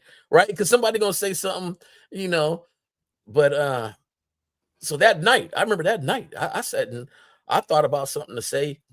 And the night before, so when I went to school, I was ready for anybody, right? And so this dude, we went to go talking about each other. He started it up. And then I said something slick and I was like, "Hey man," he was like, "What?" I said, "You know what? I didn't stutter." He was like, "Nah, but you slurred." Right. And that was the first hit that everybody was like, "Ooh." And then in the middle of him talking about me, he started flapping his arms like this. Right. And I didn't know what he was doing yet. He was just flapping. Right. And he said, "Hey, man, don't get too mad. You could always just fly away." Right. And then he pointed at the wings, the pro wings. Bow. And everybody was out. And I'll say, "Hey, man, hey, let's go to the bleachers, dog. Like, let's let's go to the bleachers, man." That's it. Later, he was like, "Oh man, I'm just man, I'm playing. And it was all good." But the thing is, like, I never had that attitude about myself that I was lacking in any way. And that helped me throughout all the years to be like, I'm cool. Like, ain't nobody really got me like that. I got myself. So, you got to get that mentality about yourself that, hey, I'm so cool with myself. It don't matter. There's times you go and you walk up to you ever go to a club in a fit that this really ain't, but you still holler like, you know what? I got off of work. I don't even care. I'm looking bummy. What up? So that's the attitude. You just gotta, hey, I don't care. There you go. You know, love yourself. All right, so let's get to we good on calls right now. I'm about to hop to the next question. Yeah, we good on calls. Yeah. All right, so O says if your girl leaves you, is the rule of the game to never take her back as your girlfriend again. So let me say this, okay? And I talk about this all the time, and I tell you guys to stop recycling women. Stop recycling women. Here's the thing: the only time you should ever consider dealing with a woman from your past, whether it was a casual sex experience or an ex, is if the breakup or the split up was amicable, meaning there was no disrespect. If the relationship was toxic, if there was any disrespect, any drama, don't fuck with them chicks ever again. And let me tell you why. So for any of you guys, if you've been in a relationship and a woman called you a bitch, she said you weren't shit, she called you out your name, she treated you like you were less than, she will never look at you any different than that guy. I don't care if it's 3 months, 6 months, a year, 2 years later, you're still that guy that she called the bitch. You're still him. So even if you mature, grow, and evolve, and you're not that same guy, she can never look at you as the new person. She will look at you as the old guy, the bitch, the guy that wasn't shit. She will look at you as that. So even in the beginning, if it's kind of cool, give it a couple of weeks, a month, and she's going to revert back to treating you like that old guy. And that's the problem. When people take people back, y'all usually pick up where you left off. There's no real true newness to it. It's just old shit. What y'all got? Real talk. I say never go back. Once it's done, it's done. Yeah, it's done. And even if we were ended on cool terms, the fact that you didn't fight for me, I feel like you didn't like me enough. So I'm already done. Like as soon as we break up, if I don't get a call on the way home saying I really don't want to do this, please take me back. If I don't get that, you didn't really like me in the first place. If we really, cool, really you say, you know what, we should break up. Yeah, you know, we had a good run. I'm never coming back. Jay Roman, I'm talking about along the lines of, say, like you guys are in your 20s, y'all in college, y'all about to graduate, y'all been dealing with each other, but y'all are going to end up moving to completely different opposite ends of the United States, and y'all just, that long distance shit ain't gonna work. I'm talking about more along those lines, right? Where it's like, hey, you know what? You know, maybe later in life we can catch up, but obviously we're going on two separate journeys. You know, good luck to you. And maybe a couple years later, y'all just run into each other. I'm talking more along something like that. Hey, if you didn't move for me and you chose you, we done. Like, I don't, this is over. We could be cool. We can go eat, you know, catch up. We can go out and eat some lunch, you know, something like that. But this is done. We'll never be back together because, you know, you got to feel it then in the moment. So see, that's me. That's me. I say it like I say they can't come back in the same capacity. That's what I say. Yeah, I agree. I agree. And for the most part, what I mean is that for the most part, what I'm with Jay Roman to the point where it's like majority of the time you ain't never gonna take him back. Like it ain't never gonna happen again. But what I mean is that if it's like a mixture, because if it's amicable, K-Zag, if it's amicable, she could only come back in a diminished capacity. Meaning, if she was my girl and then she left, she could never come back as my girl. She could only come back as like a, you know, a quick smash here and there just to just to pass the time because we familiar and we know it's good. We could do that type of thing. You get what I'm saying? But you can never come back to the same position you was in, like or a higher position. Or a higher position, exactly. And what I mean by that, if a woman was a fuck buddy, because I got clients that ask me, should I take her out on a date? I'm like, why would you do that? The last time y'all were dealing with each other, y'all were just fucking. So why would you all of a sudden just roll out the red carpet and start dating her? Exactly. No. So, and to your point, Miles, and I agree, even if it was amicable, if you guys were in a relationship or you were serious enough to explore that, she can't come back in that same role or same capacity. She has to come back from the very, very beginning, the entry level position as a fuck buddy. Or maybe not even as a fuck buddy, maybe just as a booty call chick. Maybe I might fuck her once every couple months, once every 30 days, right? So the fuck buddy, that's to me, I look at that as there's some a regularity to when you see each other, some frequency. Maybe once a month, 2 or 3 times a month. There's some kind of regularity to it. But to me, like a booty call is, I might not hit it for 6 months, and I might hit it again. I might not hit it for 2 more months, right? But my point is, she can never come back in the same role. No. But let's move on to the next joint. Yeah, you can't. Because you know what it is for me too? Yeah. Is that you was out there living life, experimenting and enjoying it and comparing, and you say, you know what? Jay Roman is just way better for me. Well, you should have known that back then. So you should have known it then in the moment. So I'm good. I'm good. All right. Well, let's get to the next joint. So he says, so basically it's be yourself, the best version of yourself, play the number game, and you'll have whatever type of woman you're trying to pursue. Bro, guys. When you deal with women strictly on your terms, when you get some ism about you, when you get some of this game up in you, right? And when you deal with women strictly on your terms, you always present the most sincere, genuine, authentic version of yourself. You're gonna encounter women who want to fuck with you on the strength of you, right? Period. You're gonna find that, right? It's not hard. The problem is y'all want women who don't want y'all, and y'all trying to convince women to want y'all. So when you talk about pursuing women, right, all you're really doing is, if you see something you like, now Jacoby, pay attention to what I'm saying. If you see something you like, I like the way she looks. She does it for me, right? All you do is you introduce yourself to that woman and you give her an opportunity, right? You basically give her, you extend an invite. I'm giving you an invite to come into my life. I'm giving you an invite. I'm giving you an opportunity. So as long as she's doing what's required of her, then you're good. But if you got to jump through hoops, if you got to make accommodations, if you got to make concessions, if you got to compromise and make sacrifices to get the bitch to come aboard, she ain't for you. But y'all got it.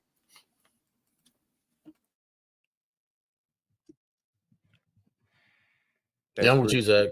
Just like who you like who like you that you like. And before I used to say like who like you, but I added that you like, because it's not that you're just sitting there waiting for somebody to like you. Is to say, hey, I gotta look at you and say, you know what, this is somebody I could mess with. No matter if you like me or not. And I think more dudes need to learn how to be discerning when it comes to who they allow in their world. Facts. 910, you're on live with the Manhood is a Skill Set Show. We got your host, Kay Zaggin, and we also have Jay Roman and Miles. Name, age, city. How can we help you? I'm Maurice. I'm 21. I'm in Houston. All right. What's going on, bro? Fellas? What's up? What up?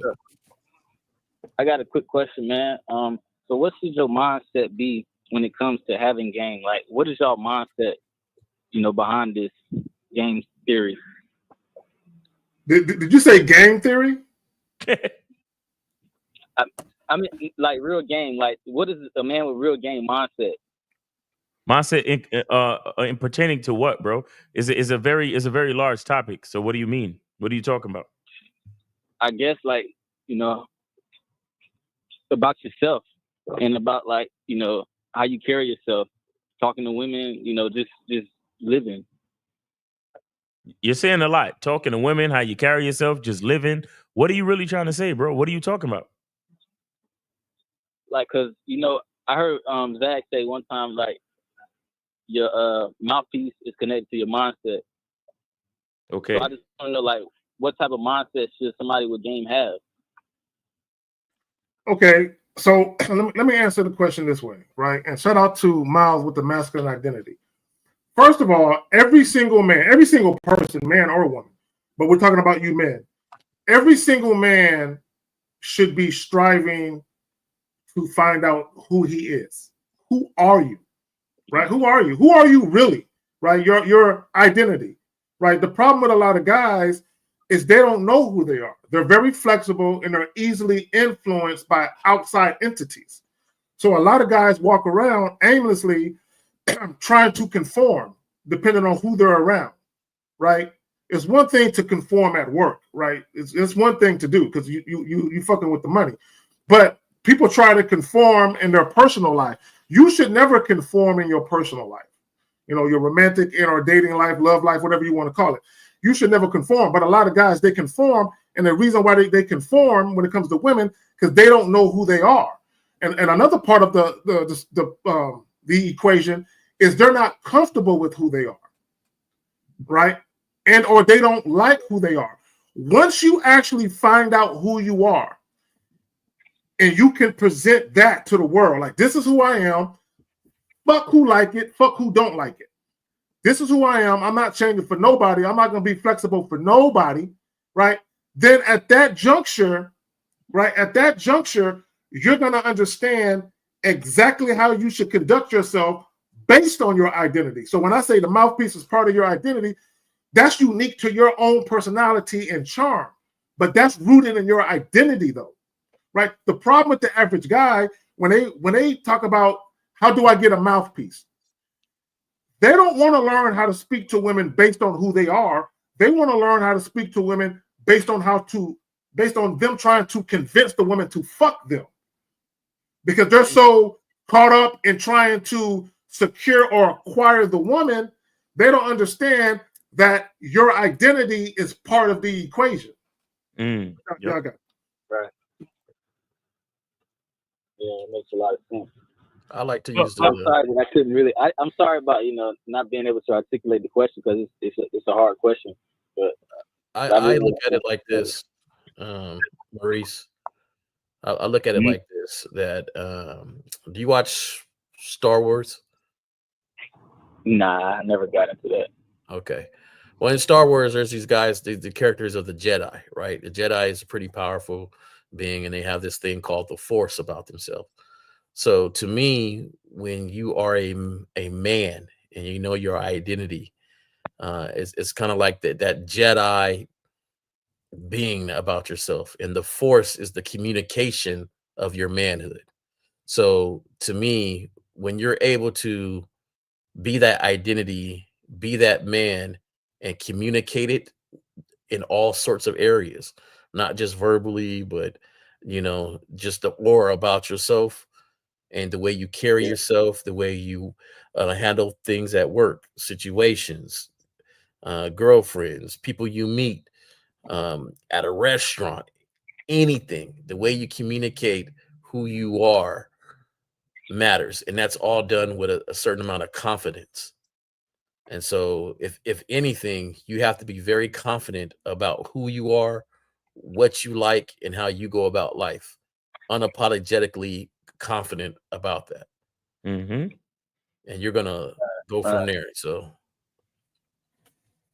So it's not basically, like when it comes to talking to women, it's not about not saying the wrong thing or how to say the right thing. What is it basically about when it comes to communicating with women and talking to women?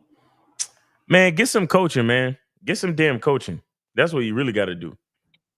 Because you trying to ask us, 25 years of information in one phone call, and it's not gonna happen like that. It's not gonna happen like that. You're not gonna get all that you need just from this. How long you been watching us? Probably about a couple months. Yeah, you just came over here because you trying to get pussy. You don't know nothing about the game, bro. Nothing. And I'm not saying that to be I'm not saying that to be discouraging, but it's like you don't know what you don't know. Like there's so much food in the fridge, and all you really trying to do is get water out the little spigot in the front. You see what I'm saying? I mean, you can assume that, but I wasn't. Bro, I'm not assuming nothing, bro. I'm not assuming nothing. I could tell based on your questions that you don't know what you don't know.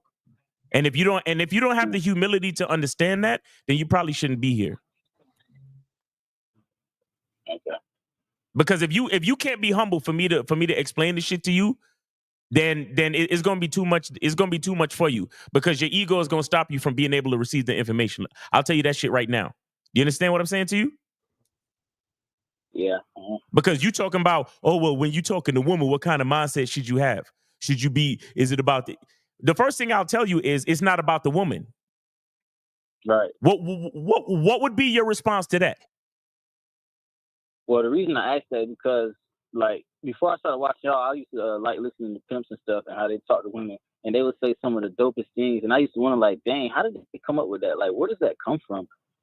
Basically, so I mean, it had nothing to do with pussy. I just like, a smooth talker. See, caller, right there.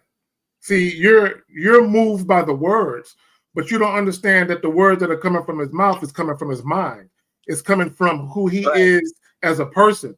See, and what happens is guys hear these words and they're like, oh, I want to be able to speak smooth like that to women, and then they try and emulate that, but the shit don't really hit on nothing. Because women, guys, women are not dumb. When you say things to women, women can tell if you are about that life or not, or if you're just saying shit because you think it sounds cool. Right. Women can tell.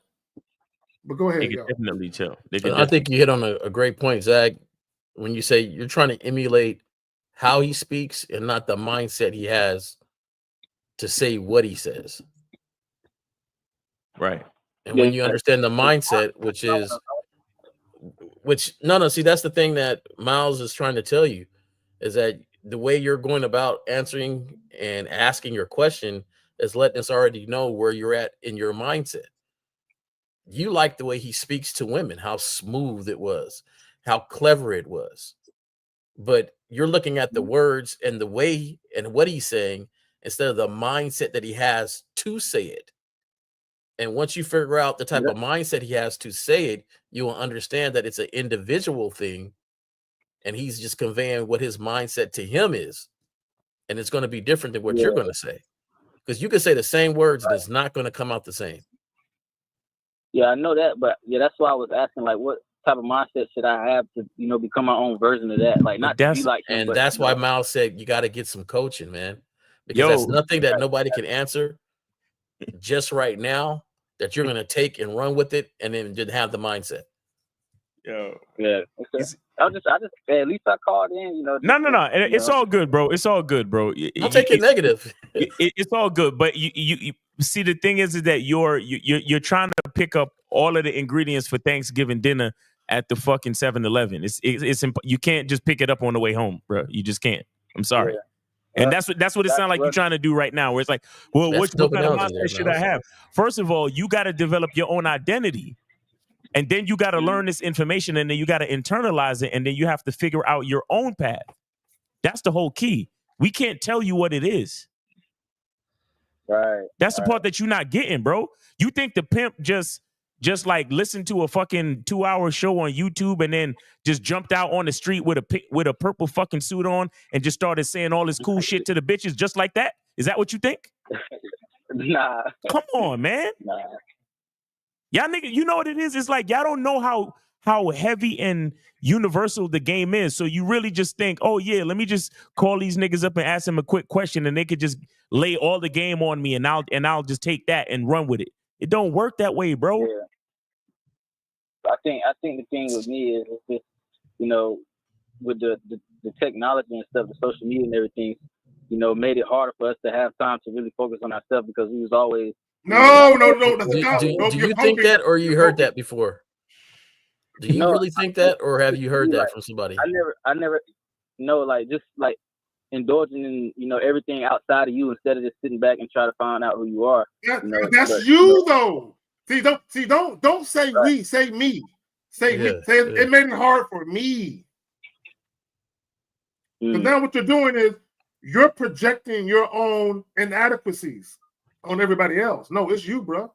See, and I hate this moment right here, because I'm big. If you know the problem, if you recognize it, then nobody can help fix it but you.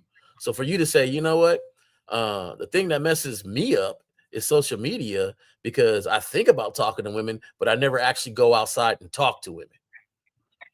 So if that's the situation, then what's your quickest fix?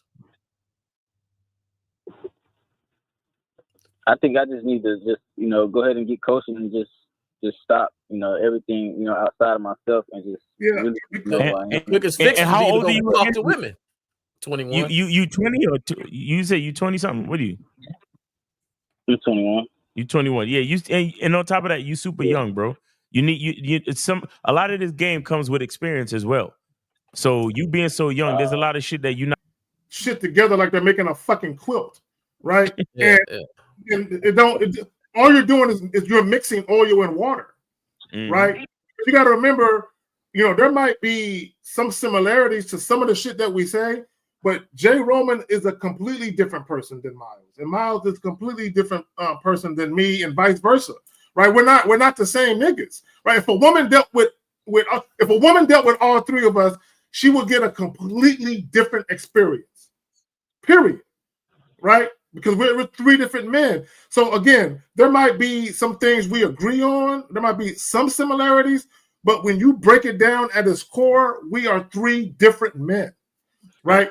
So when you're listening to what we're saying, although there might be similarities to certain points that we're making because we agree on it, we're three different men, right? So you're listening to different things from three completely different individuals, and you're trying to put that shit together like you're making a quilt, and it's not going to go together, right? This is why, like, if you're getting coaching from Miles, and then you call me a couple of days later to get coaching from me, you're really kind of fucking yourself up and undoing everything that Miles is teaching you.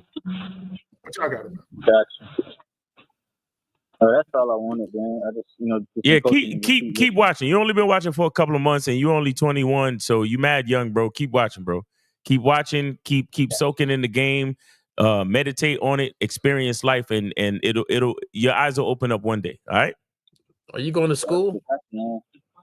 Are you in school? What you doing with your life? You're 21 now. What you doing with your life? I'm just working. I want to be a police officer, but I'm just working right now. Oh, okay. I'm going to school. Okay. I'm not sure what to go to school for yet. So listen. I'm gonna tell you what to do then.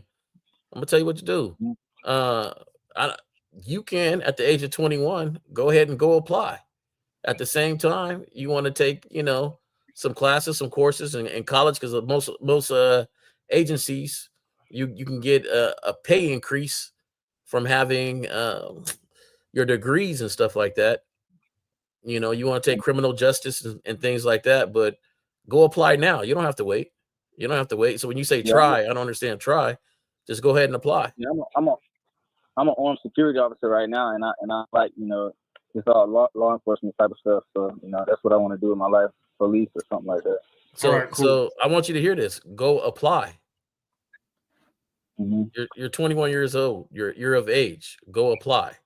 Mm-hmm. Start it now, so you can get that getting there at a good benefit range, and so you can retire at 55 and go on and do something different. But you gotta go apply. I don't know what you're waiting for. Gotcha. Okay. There you go. There you go. Yeah, right, get some coach. If you want to hit up Jay Roman for that, he can give you some more details. All right, man. Appreciate you, brother. Take it easy. Peace. Peace. You too. All right. So we got a question right here. We got to fight through these questions too. So he says, so for example, if I wanted a Latina as a black man, I would be considered simping if I decided to improve my Spanish to speak to them. I'll take this one. I can see it in your voice. I can see it in both of y'all. Both of y'all is like, what type? Yes, it would be considered sipping if you only learned Spanish to speak to Latino women. But if you learn Spanish to speak and be bilingual to help you out in all areas of life, then that's better. But if you only do it to speak to a woman, then to me that is simping. Yeah, and let me add this. If you moved, or if you frequently visited, or if you moved to a Spanish-speaking country, it would make sense that you learn to speak the language simply so you can do business, right? And you can move around. Now, the byproduct of you learning Spanish to do business is you're going to be able to converse. All right, peace. You're going to be able to converse with women. But if you're learning to speak a second language just so you can try and get some pussy, yeah, that's some simping shit, bro. But let's jump to the next joint right quick. So he says, what should your response, or how can you respond when women out of nowhere or because of a conversation I'm having with them, they bring their boyfriend or husband? Okay. I can feel they find me attractive. So what? Okay, if you're talking about bring up their boyfriend or husband, then end the conversation. So if you're talking to a woman and she brings up the fact that she got a boyfriend or a husband, 99.9999% of the time, she's not attracted to you. And the reason why she's bringing them up is because you're starting to talk in a certain way where she feels like you're trying to hit on her. So her bringing up the boyfriend or the husband is the deterrence for you so you can stop trying to hit on her. So when you say, I feel like they find me attractive, no, you're just assuming that. But once they bring up the fact that they got a boyfriend or a husband, what they're trying to relay to you is, hey, I'm taken. I'm not interested. You got something you want to add to that, fam? For the advanced class, sometimes they're bringing it up just to let you know that they got a boyfriend or a husband. Yeah. Like, I got a boyfriend or a husband. I know So a we partner, could- his favorite line was, well, he can't come. And they would continue the conversation from there. And next thing you know, he's going out. There you go. Like, And see, you know, but that's for the advanced class. This guy's not advanced. for the advanced class. But yeah, you know, let's just take it for what it is. She Yeah. has a boyfriend or a husband. She lets you know. Yeah. Now, let me say this, and I'm gonna move on to Jay Roman's point. When you are actually advanced when dealing with women, sometimes a woman telling you she got a boyfriend or a husband, it's not to detour you from talking to her. It's because she's just letting you know, hey, I got something going on. You cool with it, right? Then we can move this interaction forward. But I can assure you that wasn't the case with you, right? I can assure you of that, right? That was not the case with you. So let's move on. So he says, I suffer from anxiety and paranoia. How do I focus on a conversation with women in public without worrying about what people think of me? Bro, you need coaching, right? I see you all the time asking questions when Lucario and Miles, when they do their live streams, or when Lucario is solo. Bro, you need coaching. See, the problem with y'all is some of the issues y'all have, they're much more than surface issues. They go deep beneath the surface. You need coaching, bro. With as much free shit as we talk about, you could have been used that shit. We talk about guys that have the issues that you have. We've been addressing this, but you're not learning anything because you need one-on-one coaching that's catered to your personal problems and issues. You need coaching. Okay, we're gonna hop to the next one. Yeah. So he says, how can we be ourselves when we don't have any game? Okay, you need coaching. Fuck that shit. Okay, I'm moving on. Will you guys do dating profile reviews? Okay, that's a Lucario thing. Okay, Lucario's the only one who does that. Lucario and April. And I believe sometimes Miles, he might sit in on that. But that's really a Lucario and April MC thing.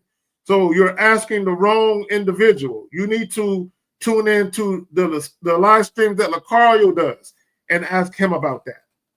Right? So real quick, was there any other questions we can grab? There's a few of them, but I didn't. Yeah, it was a couple of goofy ones. I'm ignoring them on purpose. I'm ignoring them on purpose. There was one that's, why would I have lunch with somebody back in the day? You know, if nothing was going on. Okay, hold on. Moment, even grab lunch with her. If she left, she shouldn't be in your presence. Period. Okay, I don't. What time was it? For me, it was 12:05. So was that? So that's 2:05. 2:05 for you. Okay, what else? Okay, right here. So he says, why would J. Roman even grab lunch with her? If she left, she shouldn't be in your presence, period. Okay. That must have been something you were talking about when we were talking about recycling chicks. So. Yeah, we talk about recycling and stuff. And my thing is if it was applicable and, you know, it was a situation like that, there's no way that we going to go back to where it was. But, you know, if we were cool, I don't see nothing with grabbing lunch. To me, it's one of those questions where it's kind of shows you where you're at. where apparently you only grab lunch with people that you about to smack or you trying to smack. Lunch is lunch. You grab lunch with somebody and spend the time, have a conversation, catch up, see how they family and folks is doing, and nice to see you. Go about your day. It's just lunch. So that's it. Y'all gotta have fun with life, man. Y'all take shit. And y'all gotta remember that let me just say this, because I want every guy listening to understand something. And Miles said it the best. A lot of what we talk about is best practices. Okay? It's best practices. Right? Y'all got to remember, when we talk about the things that we talk about, we're talking about it from the perspective of who we are as individuals, based on our own unique identity. Right? So we're talking about it from that aspect. So sometimes what we say, you may feel like, I don't really rock with that. I'm not really with that. So what you do is, when you hear things, right, you take what you feel like you can utilize and you implement that. When you hear something that you're not feeling, you take that and you discard it. You throw it to the side, right? So Jay Roman may say some shit that I would never fucking do, but it works for him. Okay, hold on real quick. So E the realist with the $49.99, man, I appreciate that, my brother. Much love and respect to you, brother. I appreciate that. Right. So yeah, go ahead. No, you're totally right. You got to move the way you move, but understand the philosophy on why and how you're moving. And is it just driven by women? Like me having lunch with somebody isn't driven by her. It's driven by me wanting to have some lunch, catch up, say what's up, have a cool little conversation. Because if we are at that point where we were cool, that means we used to have some fun and enjoy each other's company. And I ain't got no problem with sitting down. But my lunch is not result driven. I'm not having lunch to smack. I'm not having lunch to get in her good grace. I'm not having lunch to make her feel better about herself. See, some of you guys are so result driven that you only move if it benefits the result that you're trying to get. Like, I need to smack. So she says, I got to go eat. So we're going to go eat. We're going to go on a date. We're going to go do this. That's not it. I'm not dry up like that. So, but also, Jay Roman, I would say this. This is what guys need to understand. Get to the point when it comes to doing anything in life, but specifically dealing with women. Get to the point where every decision you make and everything you say to women is only what you want, regardless of how she might take it. It's strictly based, this is what I want to do. I want this to happen at my pace, on my timeline, to my liking. If she got a problem with it, I ain't fucking with her. If she cool with it, then damn it, it's going to happen. We can make it happen. Get to the point where you stop concerning yourself with how women might perceive things or take things, right? I don't care if a woman is offended or upset at something I say, right? My intent is not to upset her. My intent is not to offend her, right? I'm just being real. I'm not being mean or malicious or anything like that. I'm just telling a woman what the fuck I want to tell her. And if she got a problem with it, then I ain't fucking with her. Period. I'm not going to dumb myself down or dilute my masculinity to try and be appeasing to her. Fuck no. Because if she's fucking with me, she's fucking with the most authentic, real version of what I got to present. And if she ain't fucking with that version, then she ain't fucking with me. Shout out to the homie 1950. My nigga and my cuz was good with my bros, man. Hey, Fifth. We doing what we do, bro. We're making it happen. Appreciate you coming through, my brother. Yeah, hey, 50 has some good shows dealing with Travis Hunter. Yeah, Travis Hunter. Y'all gotta he be putting together some work and his presentation be on point. Be on point. 50, I gotta 50, give 50 that to killing him, it. man. So 50 killing it. There's a statement on here, Zach, and the statement says, stop giving women free attention. Yes, I saw that statement. And that statement, it halfway bugs me and it halfway I understand. Yes. You know, I don't want to go against any of your teaching on what, because is this one of your No, people well, here, or okay. No. I mean, no. Go ahead and say what you got to say, bro. No, that's not my. Let me just say this. Yeah. What he's talking about is women who aren't about what you are about. Women who aren't trying to do what you want to do. Stop giving them attention. Okay. Yeah, that's what he's saying. When he say no free attention, is once you realize a woman isn't about what you are about, stop fucking with her immediately. Okay. Right. So that would be even like me personally. If I walk up to a young lady and we talking, and I tell her to take out her phone and put my number in it, and I want her to call me, and she says, "Well, I don't take a man's number. You can have my IG." I'm gonna stop giving her attention right there, right then and there. Okay. All right. Well, look, you have a nice evening. Good luck to you. Right? Because I'm not doing shit your way. Okay? You're gonna do shit my way, and if my way is a problem for you, then and because I'm big on deference, humble submission, and respect. Right. So right. if you already giving me hesitation and resistance, then you're showing me you're probably not the type of woman that's gonna fully submit to me anyway. Right? So why even play with you? You know, I might as well just stop fucking with you right now. Okay. Because I'm big on making a statement, and I'm quite sure everybody heard me say have fun and enjoy. And we've taken not we, but it seems like there's a lot of they don't have fun. It's all X's and O's. We're very binary when oh, I got to do this and do that, and so I totally agree with what you're saying on that factor, because to me, after that, you're heading to Suckerville. Yeah. After that, you head to Suckerville. But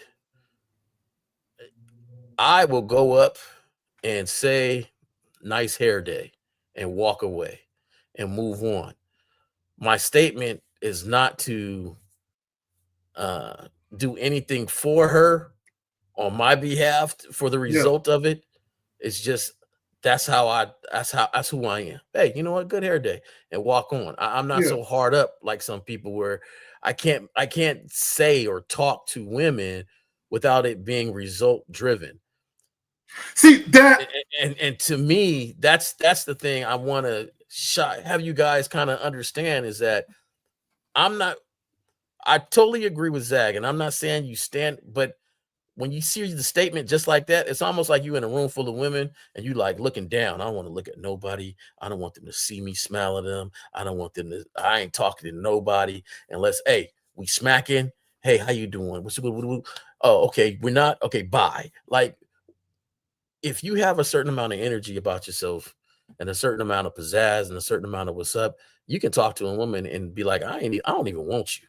I don't want you, but I'm saying hello. We having a cool little conversation. And I'm moving on, and that's just what it is. It's a conversation. My mouthpiece was running. I was saying some stuff. I'm comfortable with talking to you and moving on, and I'm enjoying it. So sometimes we get. I don't want you guys standing there, because you'll stand there in a crowd and not say nothing to nobody because nobody looked at you or looked at you the way you wanted them to, for you to attack. And some of you guys are standing in crowds just for an attack. And that's what I kind of want to, to comment on, man, when it comes to that statement. That's what it brings to me. Yeah. And let me, let me address something, because I just deleted some goofy ass comments. Me personally, I don't, okay, hold on. Let me get this right quick. So SOG with the $2, he says, salute to the panel. Appreciate the game. Appreciate y'all.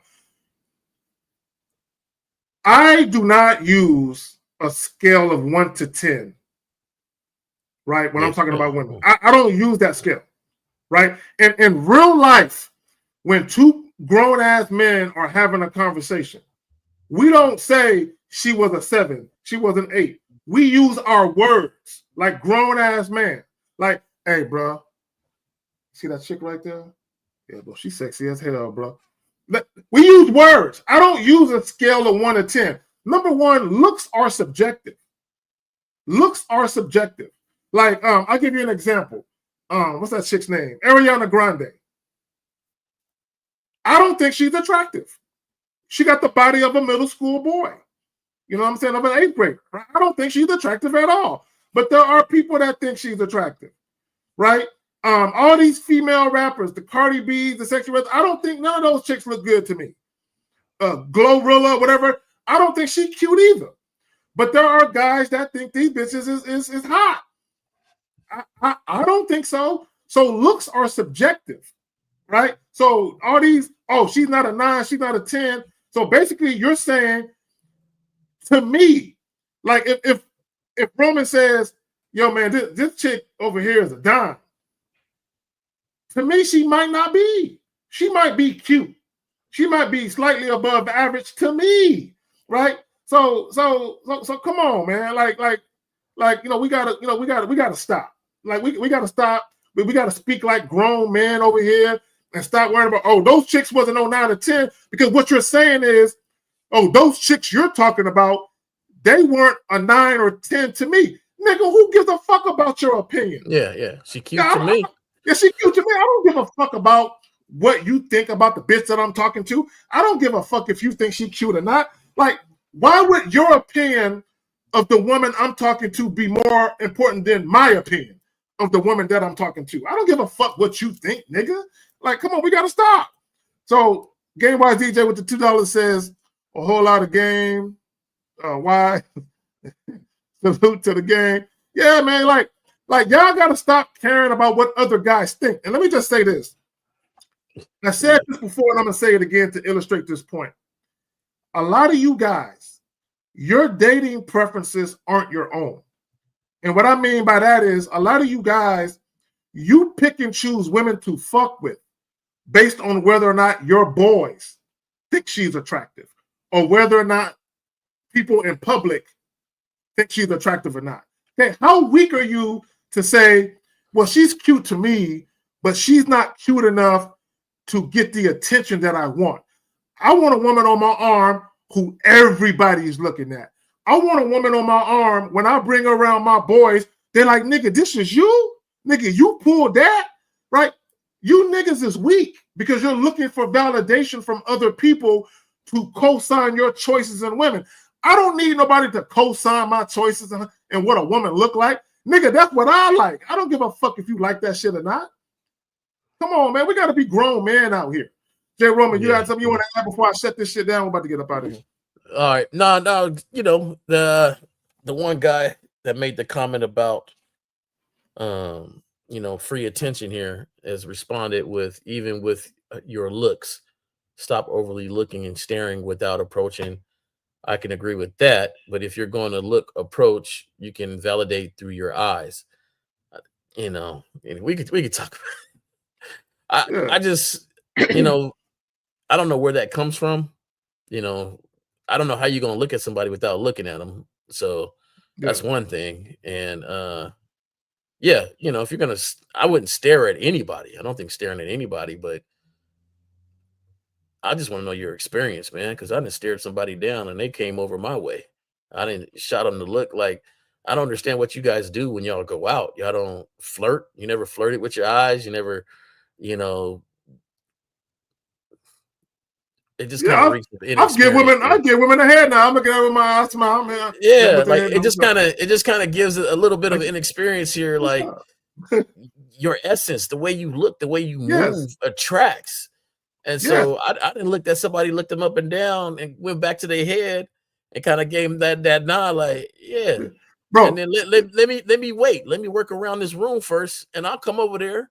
I'll get to you. It may not be right now. So. Bro, that's some real. I'll walk by a woman looking at her up and down, turning around while I'm looking at her, and we both turning around looking at each other, and I'm like, I'm hitting up with the head now. What's up? You know what I'm saying? So like you said, with your eyes, but also flirting. And I said this in the video. You can flirt using your body language, right? Like that. Come on, guys. Like, it ain't hard to tell out here. But on that note, Jay Roman, what you got going on that you want to tell the people about? And we're about to go ahead and close this shit out. 2025. Watch out for me. I'm gonna tell y'all right now. I'm starting my program up. It's been long overdue. I've been very busy, had a lot of stuff going on. I want to make it very exclusive. My stuff is going to be exclusive only for members.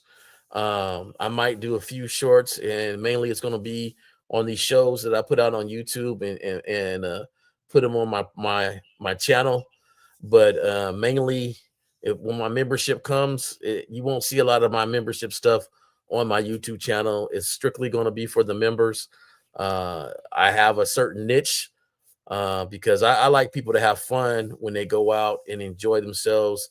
And to me, I'll be honest with y'all, I don't care if you can get a woman or not. You know, that's just more for me. Me and my fellas, when we were younger, that's what we used to say. I don't. It's just more for me. However, I do like to help you guys maintain your manhood and keep the relationship the way you want it. And that's what we're going to be talking about.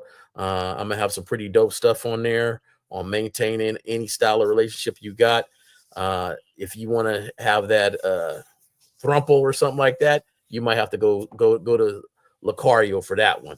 But for me, we'll just go from there. I don't want to give out too much. Right, cool. And so we're gonna have a good membership there. So all right, cool. Appreciate that, my brother. Real quick, y'all. Tomorrow, 11 o'clock Central, 12 o'clock Eastern, 9 o'clock Pacific time. The Real Game No Theory podcast. We got a dope show for y'all.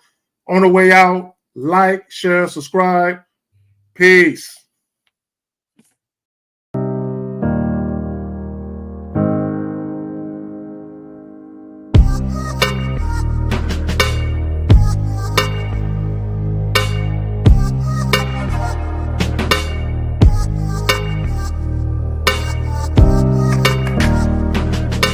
We're here to define what a man is, right? Responsibility creates struggle, struggle creates strength, and strength creates structure.